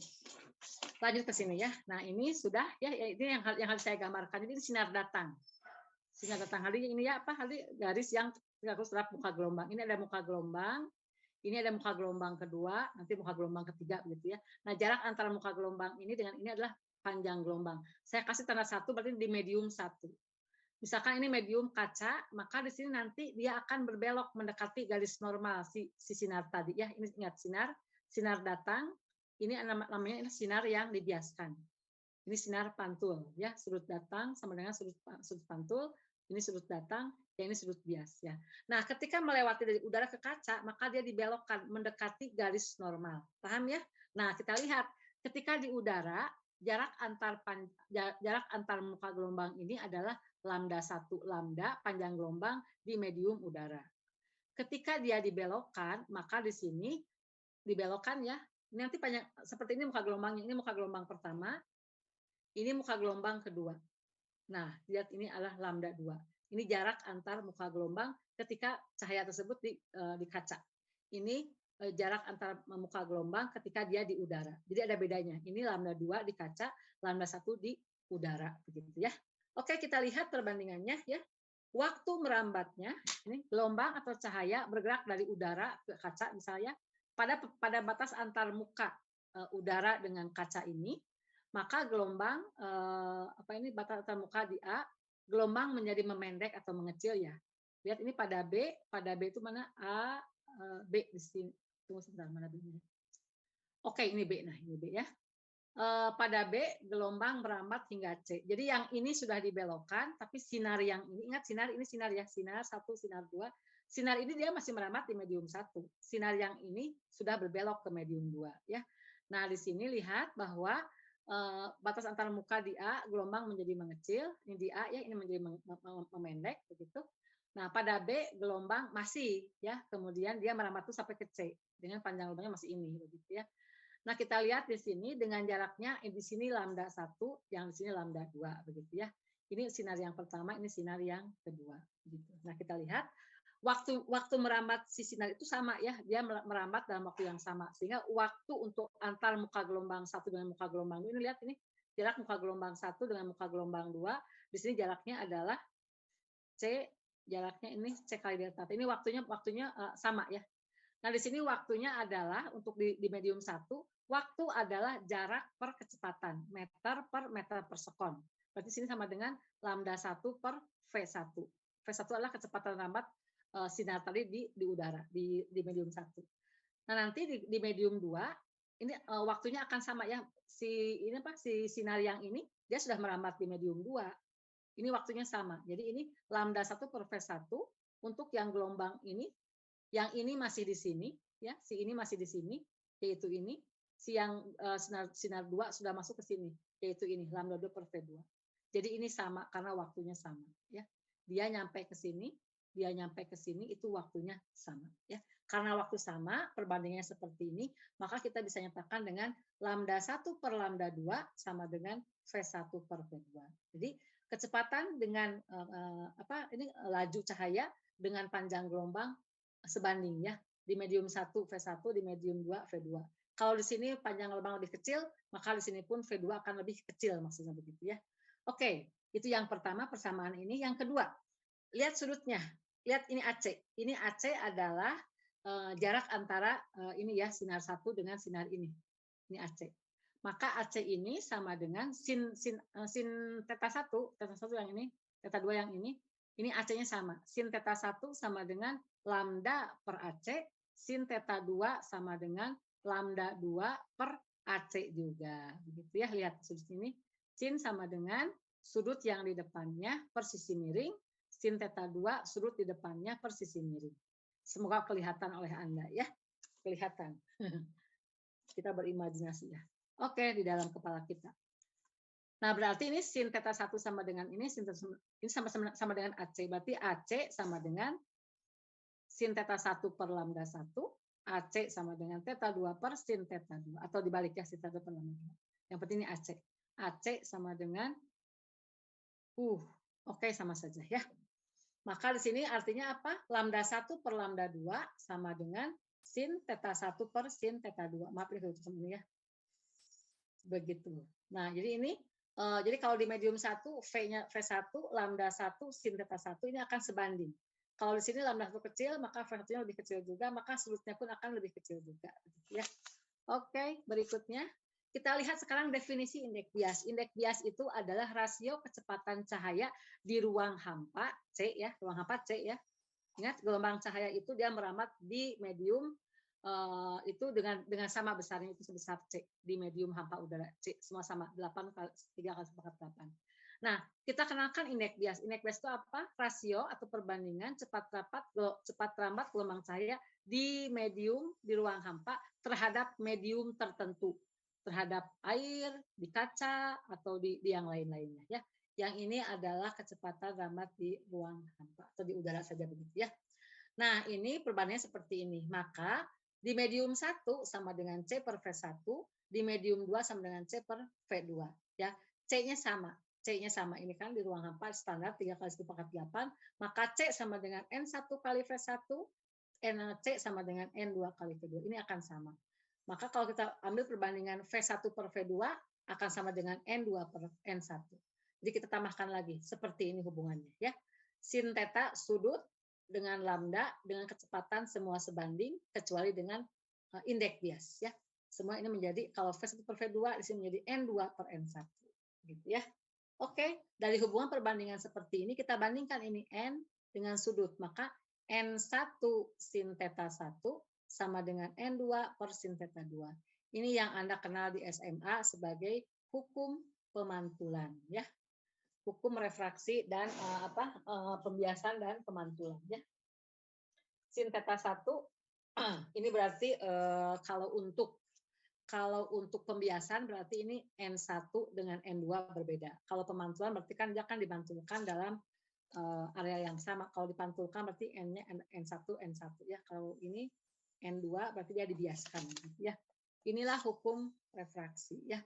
N1 sin theta 1 sama dengan N2 sin theta 2. Ini sudah Anda kenal di SMA ya. Ini theta 1-nya sudut datang, theta 2-nya sudut bias. Apa itu sudut datang? Sudut datang adalah tadi sudah saya terangkan ada garis normal, maka ini adalah theta 1 ini sudut ini sama dengan sudut ini. Antara sinar datang dengan normal. Antara sinar bias dengan normal theta 2-nya. Ya.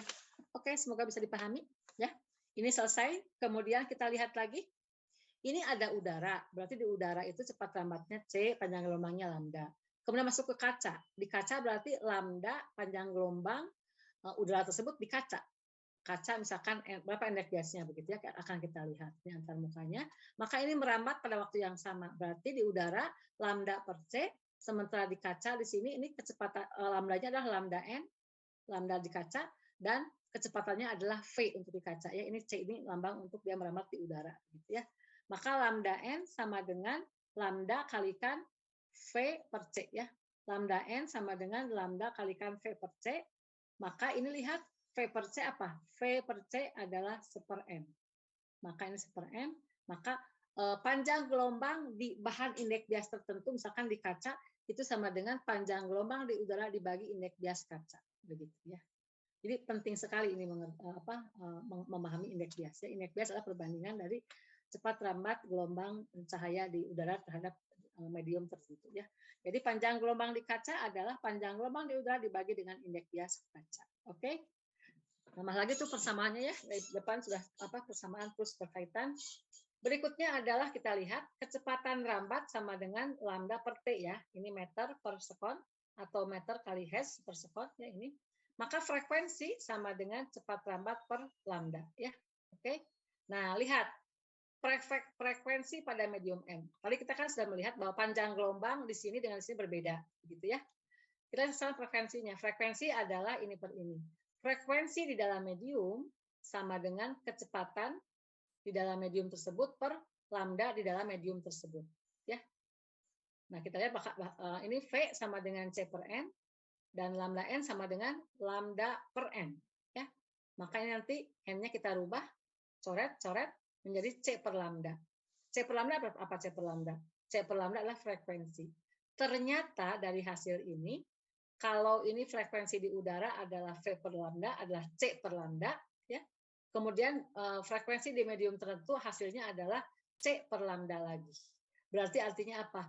Frekuensi gelombang elektromagnetik atau cahaya tidak mengalami perubahan ketika melewati medium yang berbeda. Jadi frekuensi di dalam medium apapun juga akan sama saja dengan frekuensi ketika dia melewati di udara.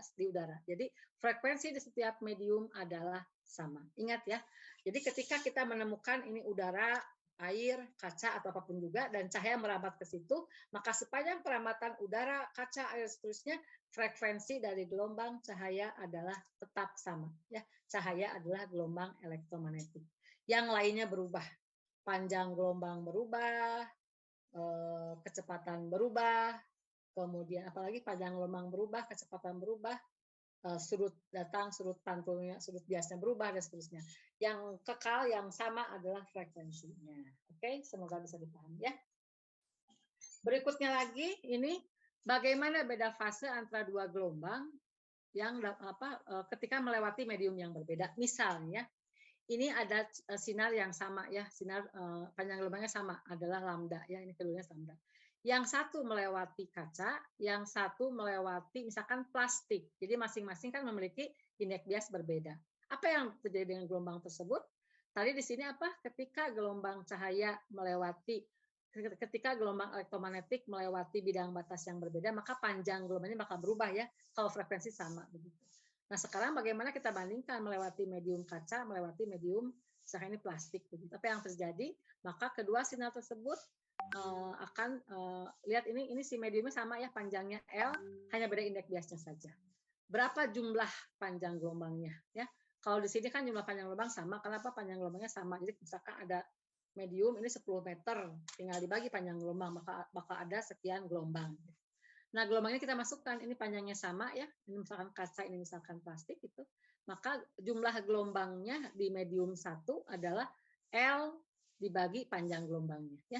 Jumlah gelombang adalah panjang dibagi satu gelombang adalah satu puncak satu lembah, maka akan sekian jumlah gelombangnya. Di medium 2 pun akan sekian, lambda L panjang medium dibagi dengan panjang gelombang di medium kedua ya. Nah, kita tahu bahwa ini lambda N sama dengan lambda per N1, lambda N2 sama dengan lambda dibagi N2. Dari sini, dari definisi ini, maka ini menjadi seperti ini ya. Ini pindah ke atas, N1 L per lambda, N2 L per lambda. Ini L adalah panjang ini, lambda adalah panjang gelombang yang di sebelum yang masuk ini. Ya. Maka nanti berapa beda fasa untuk kalau di sini kedua gelombang ini fasanya sama, beda fasanya berapa? 0. Ketika sudah masuk ke medium yang berbeda, ternyata dia memiliki beda fasa. Lihat berapa beda fasanya? Karena panjang gelombang 2 lebih kecil dari panjang gelombang 1, maka kita lihat di sini persamaannya ya. Jumlah gelombang di medium 2 dengan jumlah gelombang di medium 1 ini sama dengan, masukkan ini, N2 adalah ini, N1 adalah ini. Maka ini jumlah gelombang di sini, banyaknya gelombang itu akan berbeda, dipengaruhi oleh nilai indeks biasnya ya. L per lambda dikalikan N2 min N1. Ya. Semoga bisa dipahami ya. Ini kalau didetilkan, pelajari turunkan sendirian nanti akan lebih paham lagi. Oke, itu saya yang sebelumnya ini, topik sebelumnya ini sebagai pengantar ya untuk memahami apa yang terjadi ketika gelombang cahaya merambat ya, merambat. Apa sumber gelombang cahaya adalah matahari. Dia merambat ya, bisa melewati berbagai medium tuh. Lewat hampa udara, lewat air, lewat apapun juga. Cahaya itu bisa menembus berbagai medium ya. Bisa menembus merambat ke berbagai medium ya. Oke, berikutnya kita masuk ke ini ya topik beda fase antara dua gelombang ya. Ini misalkan ini ya, kita punya satu gelombang dengan dua gelombang, dia bertemu kemudian memiliki beda fase sekian. Nah, ini artinya apa? 45,5 lambda ya, 45 lambda. Jadi ini lambda 0 sama lambda 45 itu artinya sama ya, dia fasenya sama, hanya beda dia jumlah gelombangnya saja, tapi fasenya sama. Jadi dia hanya terdiri dari 45 panjang gelombang ditambah 0,6 panjang gelombang ya. Nah, ketika beda fase di antara dua gelombang adalah lambda per 2, itu menunjukkan gelombang tersebut amplitudenya sama, tetapi pada titik yang sama interferensinya berbeda, destruktif ya yang satu. Ini untuk dua gelombang ya. Nah, kalau beda fasanya adalah kelipatan lambda, maka ini terjadi antara satu gelombang dengan gelombang yang berikutnya itu akan saling menguatkan, disebut sebagai konstruktif atau terang. Ketika beda fase antara dua gelombang cahaya adalah lambda per 2, maka dikatakan destruktif, saling menghilangkan. Nanti kita akan melihat cahaya tersebut gelap begitu ya.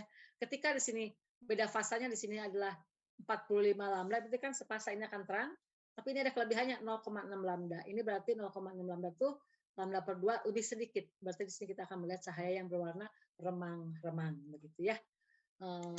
Gelap agak remang, agak ada terangnya dikit karena ini 0,6 lambda. Ya.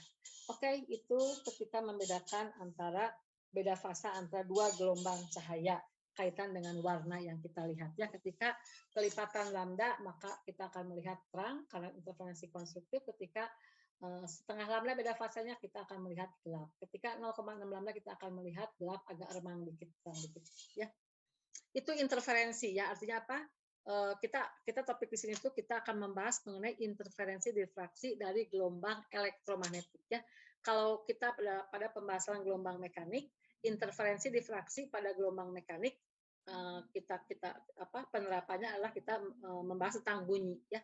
Karena gelombang mekanik adalah gelombang yang memerlukan medium dan bunyi memerlukan medium gitu ya. Jadi gelombang mekanik aplikasinya pada gelombang bunyi, Dopplernya sudah kita hitung, pelayangannya sudah kita hitung, kemudian timbul gelombang berdiri sudah kita hitung, kemudian interferensinya sudah kita hitung ya untuk di gelombang mekanik bunyi. Sekarang kita masuk ke gelombang elektromagnetik dan gelombang elektromagnetik itu contohnya adalah salah satu segmen spektrum gelombang elektromagnetik adalah cahaya. Tadi sudah saya gambarkan dalam spektrum gelombang cahaya. Jadi cahaya itu bagian kecil dari gelombang elektromagnetik. Nah, apa yang terjadi dengan gelombang cahaya ini? Sifatnya apa saja? Terjadinya interferensi, terjadinya difraksi, juga terjadinya efek Doppler, terjadinya dispersi, penguraian cahaya, dan lain-lainnya. Nah, yang akan dibahas dalam topik sekarang yaitu optik fisis pekan ini. Pekan kalau di SAP adalah pekan ke-13, itu adalah interferensi dan difraksi pada gelombang elektromagnetik frekuensi spektrum tertentu yaitu gelombang cahaya ya. Jadi bedakan difraksinya ini gelombang cahaya, interferensinya pun gelombang cahaya. Kalau dalam gelombang mekanik bunyi, interferensi kita akan mendengar bunyi yang tiba-tiba keras. Destruktif kita akan mendengar tiba-tiba dua bunyi itu ada, ketika bertemu jadi hilang bunyinya. Jadi tidak ada bunyi gitu ya. Itu adalah interferensi destruktif. Sekarang di dalam cahaya, interferensi konstruktif kita akan melihat cahaya terang sekali ketika dia beda fasanya setengahnya, kita tiba-tiba dua cahaya terang bertemu menjadi gelap malah begitu ya. Itulah interferensi destruktif pada peristiwa interferensi gelombang cahaya ya. Jadi sifat di dalam gelombang cahaya mekanik di dalam gelombang mekanik bunyi dan di dalam gelombang elektromagnetik cahaya itu ada kesamaannya. Konstruktif bunyi keras sekali, cahaya terang sekali, destruktif bunyi hilang, cahaya gelap begitu ya. Oke, itu interferensi secara garis besarnya saja. Berikutnya difraksi. Apa itu difraksi? Di bunyi sudah saya terangkan. Jadi ketika gelombang bunyi melewati sekat pintu, ya ada pintu, pinggir pintu ini kan numpuk nih gelombang bunyi, dia akan dibelokkan, akan dibelokkan oleh celah pintu tadi. Sama ini pun untuk gelombang elektromagnetik atau gelombang cahaya pun dia akan mengalami dibelokkan ya. Makin kecil celah ini, lihat ini kalau ini besar ya, celahnya adalah 6 kali panjang gelombang, dia akan dibelokkannya kecil banget. Ketika makin kecil celahnya 3 panjang gelombang, dia akan lebih dibelokkannya makin lebih lebar begitu ya. Ketika makin kecil banget ya, lebar celah sama dengan 1 panjang gelombang atau 1,5 panjang gelombang, maka ini lebar difraksinya makin berbelok ya. Ini makin dibelokkan di ujung sininya makin besar ketika ini makin kecil ya. Jadi difraksi adalah ketika gelombang menumbuk suatu penghalang, maka dia akan mengalami pembelokan. Itulah difraksi. Berlaku untuk gelombang cahaya, juga sebelumnya sudah kita bahas dalam gelombang bunyi. Ya, oke. Sekian itu untuk penghantarnya saja ya. Ini difraksi dan interferensi. Sekarang kita akan lebih detail masuk ke topik tentang interferensinya. Begitu. Tunggu sebentar, saya istirahat dulu sebentar ya.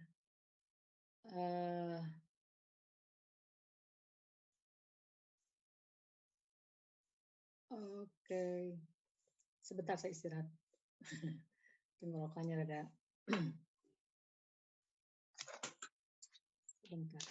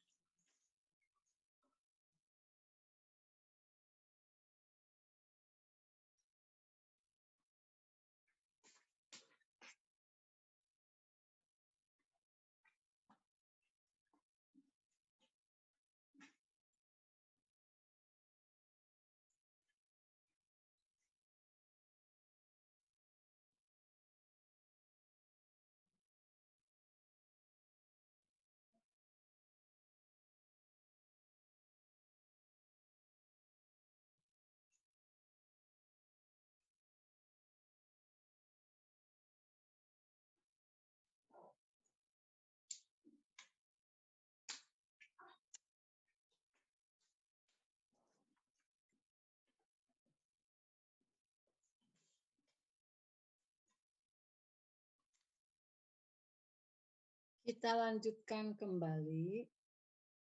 Mana ini? Oke. Saya tutup videonya ya. Nggak ada yang harus diperagakan nampaknya. Kita tadi sudah sekilas ya bagaimana perilaku cahaya ketika melewati medium berbeda ya. Jadi sepanjang melewati medium yang berbeda-beda itu frekuensi selalu tepat. Sementara panjang gelombang, kemudian kecepatan, sudut itu akan sudut datang atau sudut bias itu sudut itu adalah sudut antara sinar dan garis normal begitu ya. Yang dimaksud dengan sudut ya. Nah, sekarang kita membahas lebih detail tentang interferensi. Ya, ini dilakukan oleh percobaannya oleh Mr. Yang, ya, Thomas Yang. Di sini apa yang terjadi? Ini ada sebuah sumber cahaya, ya. Kita misalkan pakai di sini sebuah cahaya lah, kita pakai lampu begitu. Nah, supaya kita mendapatkan cahaya yang sebagai titik lah begitu ya, sebagai sumber cahaya yang sangat sangat fokus, kita di sini dibikin sekat sekat yang dikasih lubang dikit lah, celah dikit ya begitu, celah dikit sini. Maka nanti ini cahaya lampu ini yang kecil ini dapat berperan sebagai sumber gelombang cahaya begitu ya. Nanti yang ini akan timbul ini muka gelombang gitu sampai ke sini. Oleh setelah yang kedua pun timbul muka gelombang sampai ke sini. Nanti muka gelombang ini dengan muka gelombang yang oleh sumber kedua itu bakal bertemu di sini. Nah, nanti tiba-tiba di sini di layar kita akan menemukan di sini terang, gelap, terang, gelap, terang, gelap ya. Nah, yang terang kita katakan sebagai maksimum, yang gelap setelah terang dikatakan sebagai minimum ya. Minimum itu artinya gelap. Jadi maksimum, minimum, maksimum, minimum. Terang, gelap, dan seterusnya ya. Ini ke sini dengan ke sini sama ya. Ini disebut sebagai maksimum terang utama. Ini berarti gelap pertama. Ya, gelap pertama, ini terang pertama, gelap kedua, terang ketiga, terang kedua, gelap ketiga, dan seterusnya ya. Begitu cara membacanya. Ini fenomena dari eksperimennya ya. Nah, di sini ini sebagai sumber cahaya, kita pakai misalkan lampu saja begitu ya. Ini sebagai celah sumber cahaya sumber cahaya yang akuratnya. Ya, ini harus tajam banget ya. Atau bisa gunakan cahaya laser ya. Cahaya laser kan tajam ya. Ini sumber cahaya pertama, cahaya kedua. Nanti di sini akan timbul terang gelap, terang gelap. Nah, jadi dibentuk celah seperti ini untuk mendapatkan sumber cahaya yang fokus banget. Yang ini fasanya sama ya. Fasa ini dengan fasa ini sama ya. Ini fasanya sama. Oke. Nah, kenapa timbul ini eksperimennya? Kemarin oleh Mister Yang kali dirumuskan. Kenapa bisa timbul di sini terang utama, gelap, terang, gelap berselang-seling begitu ya. Bagaimana ini bisa diterangkan, dijelaskan begitu. Nah, beliau jelaskan bahwa antara gelombang I1 dengan gelombang kedua ini adalah cahaya yang koheren. Cahaya yang koheren itu artinya sama, fasanya sama ya. Jadi fasa sama tuh Kx min Wt sama ya begitu ya. Mana gelombang tuh, gelombang cahaya di mana? Oh, di bawah sebelumnya ya. Fasa dari gelombang elektromagnetik adalah misalkan sin Kx min Wt-nya. K-nya sama, W-nya sama. Jadi ini adalah dua cahaya yang koheren, yang fasanya sama. Tetapi kenapa bisa di sini dikatakan sebagai timbul maksimum terang gelap itu akibat beda fasa? Nah, beda fasa di sini bukan karena gelombang ini dengan gelombang ini fasanya berbeda ya. Kedua sumber gelombang ini koheren, fasanya sama, tetapi di sini timbul beda fasa akibat oleh gelombang sumber pertama dan sumber kedua akibat oleh jarak yang ditempuh oleh gelombang ya. Misalkan ini gelombang ini jaraknya sekian, gelombang ini, nah ini ya untuk mencapai maksimum ini dia menempuh jarak sekian, yang ini menempuh jarak sekian. Akibat jarak dari sumber satu ke sini dengan ke sini berbeda jaraknya, jadi timbullah di antara kedua gelombang kedua cahaya tadi memiliki beda fasa ya. Ini dengan ini fasanya sama, tapi sampai di sini dia memiliki beda fasa akibat oleh jarak antara kedua sumber gelombang cahaya tersebut ya. Jadi pada interferensi gelombang cahaya beda fasa ditimbulkan karena lintasan yang ditempuh oleh gelombang cahaya berbeda. Padahal sumber cahaya yang kita gunakannya haruslah koheren. Koheren artinya apa? Haruslah fasanya kedua gelombang tadi fasanya sama. Pahami ya? Itu pahami prinsipnya ya. Jadi timbul cahaya gelap terang akibat beda fasa. Loh, beda fasa dari mana? Kan harusnya ini cahaya koheren. Kalau koheren artinya kan fasanya sama. Fasanya memang sama, tetapi jarak tempuh masing-masing gelombang berbeda. Jadi timbul beda fasa akibat oleh jarak tempuh atau oleh lintasan gelombang yang dihasilkan oleh sumber satu dan sumber yang kedua. Ya. Nah, berikutnya lagi Pak Yang menerangkan kenapa timbul fenomena maksimum minimum atau gelap terang di sini. Itu ketika, nah ini ya perbedaan lintasan. Jadi ini R1, ini misalkan R2. Nah, delta R ini adalah R2 min R1. Nah, ketika delta R-nya ini merupakan kelipatan dari lambda, ya, maka ini artinya dia akan nampak terang di sini. Jadi terang utama itu, di sini terang utama ketika R1 dengan R2 atau delta R sama dengan sama, 0, maka terang utama di sini terang. Ketika R1 dengan R2 selisihnya lambda, di sini ada terang ke-1. Ketika selisih 2 lambda, terang kedua. Ini terang ke-1, ini terang ke-1. Jadi dia berlaku ke atas juga ke bawah, begitu ya. Nah, inilah yang disebut dengan interferensi konstruktif atau terang atau maksimum ketika delta R selisih R1 dengan R2 ini adalah kelipatan dari lambda. Ya. Nah, gelap di sela-sela terang ini ada gelap 1, gelap 2 dan seterusnya. Itu ketika delta R atau selisih dari R1 dengan R2 adalah kelipatan setengah lambda. Ya. Kalau kelipatan setengah lambda, ini kan panjang, ini meter ya, dimensi meter, ini dimensi meter nih. Ini ketika di antara kedua gelombang tadi delta R-nya selisih setengah lambda atau kelipatan setengah lambda, maka akan terjadi minimum gelap atau interferensi destruktif. Gelap ke-1, gelap kedua, dan seterusnya. Oke. Semoga bisa dipahami. Oke, jam sekian hampir habis waktunya ya. Ini prinsipnya saja dulu ya, nanti kita akan lanjutkan di kelas masing-masing besok. Dilanjutkan kembali ini penguraiannya. Ini saya sudah saya detailkan ini interferensi. Dan untuk 3 SKS hanya untuk interferensi dari 2 gelombang saja. Ini implementasi dalam selaput tipis. Kemudian ini nanti adalah contoh soal ini ya. Ini difraksinya. Ya, mudah-mudahan 2 jam lagi selesai. Saya agendakan di CX pertemuan untuk optik ini adalah 2 jam saja, 2 jam dan 2 jam. Hari ini 2 jam dikurangi oleh hari gelombang elektromagnetik ya. Jadi kita baru membahas sejam. Kita masih punya jatah mungkin sekitar maksimal 3 jam saja. Kalau bisa selesaikan 2 jam, syukur. Kalau tidak, kita masih mengambil waktu untuk kita punya 1 jam ya. Karena sekarang ada tutorial minggu ini, kita gunakan jam tutorial untuk kuliah. Sehingga pekan ini topik optik fisis akan selesai. Yang 1 jamnya mungkin saya pergunakan untuk mulai masuk ke fisika modern. Kalau tidak sempat, fisika modern akan kita bahas pada pekan depan. Ya. Oke, ini catatannya rasanya belum saya share di Edunet ya. Nanti saya share dulu di Edunet. Oke, sekian. Terima kasih. Saya ngoceh sendiri. Dan Anda sedang berpuasa, silahkan menyimak saja ya. Oke, saya pun sama-sama berpuasa. Oke, 93 orang. Ini berarti banyak yang tidak hadir. Bisa dipahami catatan saya. Ini catatan saya lebih lengkap dibanding yang di slide nanti ya, karena di slide di bagian depannya kurang lengkap ya. Bagian catatan saya penghantar itu lebih lengkap di catatan saya. Bisa saling melengkapi saja ya. Oke, cukup sekian. Ada yang bertanya silahkan. Bisa diikuti. Halo, mohon koreksinya. Materi tersebut.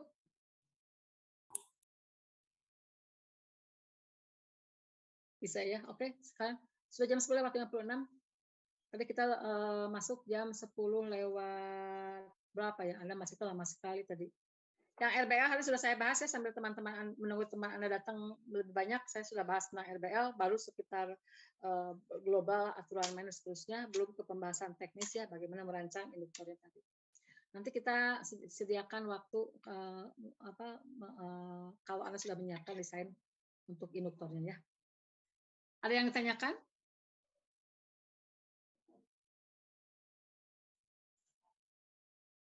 Halo, anak STMD, anak SAPPK. Nilai ujian ada koreksi ya, toleransinya dirubah jadi 2%, ada perbaikan untuk nilai ujian. Rata-rata kelasnya menjadi meningkat, kelas ini kalau nggak salah di 38.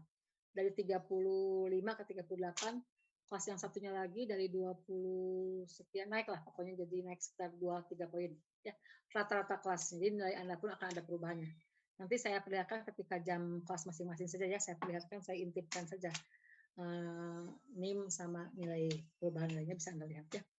Oke, kalau tidak ada yang bertanya, ini tidak ada komentar, apalagi ini hari kedua berpuasa, mungkin Anda juga masih masih adaptasi ya. Buat Anda adaptasi, buat saya tidak ada adaptasi ya, tetap saja harus ngoceh. Terima kasih, sekian, selamat siang, Assalamualaikum warahmatullahi wabarakatuh. Cukup ya? Terima kasih Bu. Oke. Terima kasih banyak.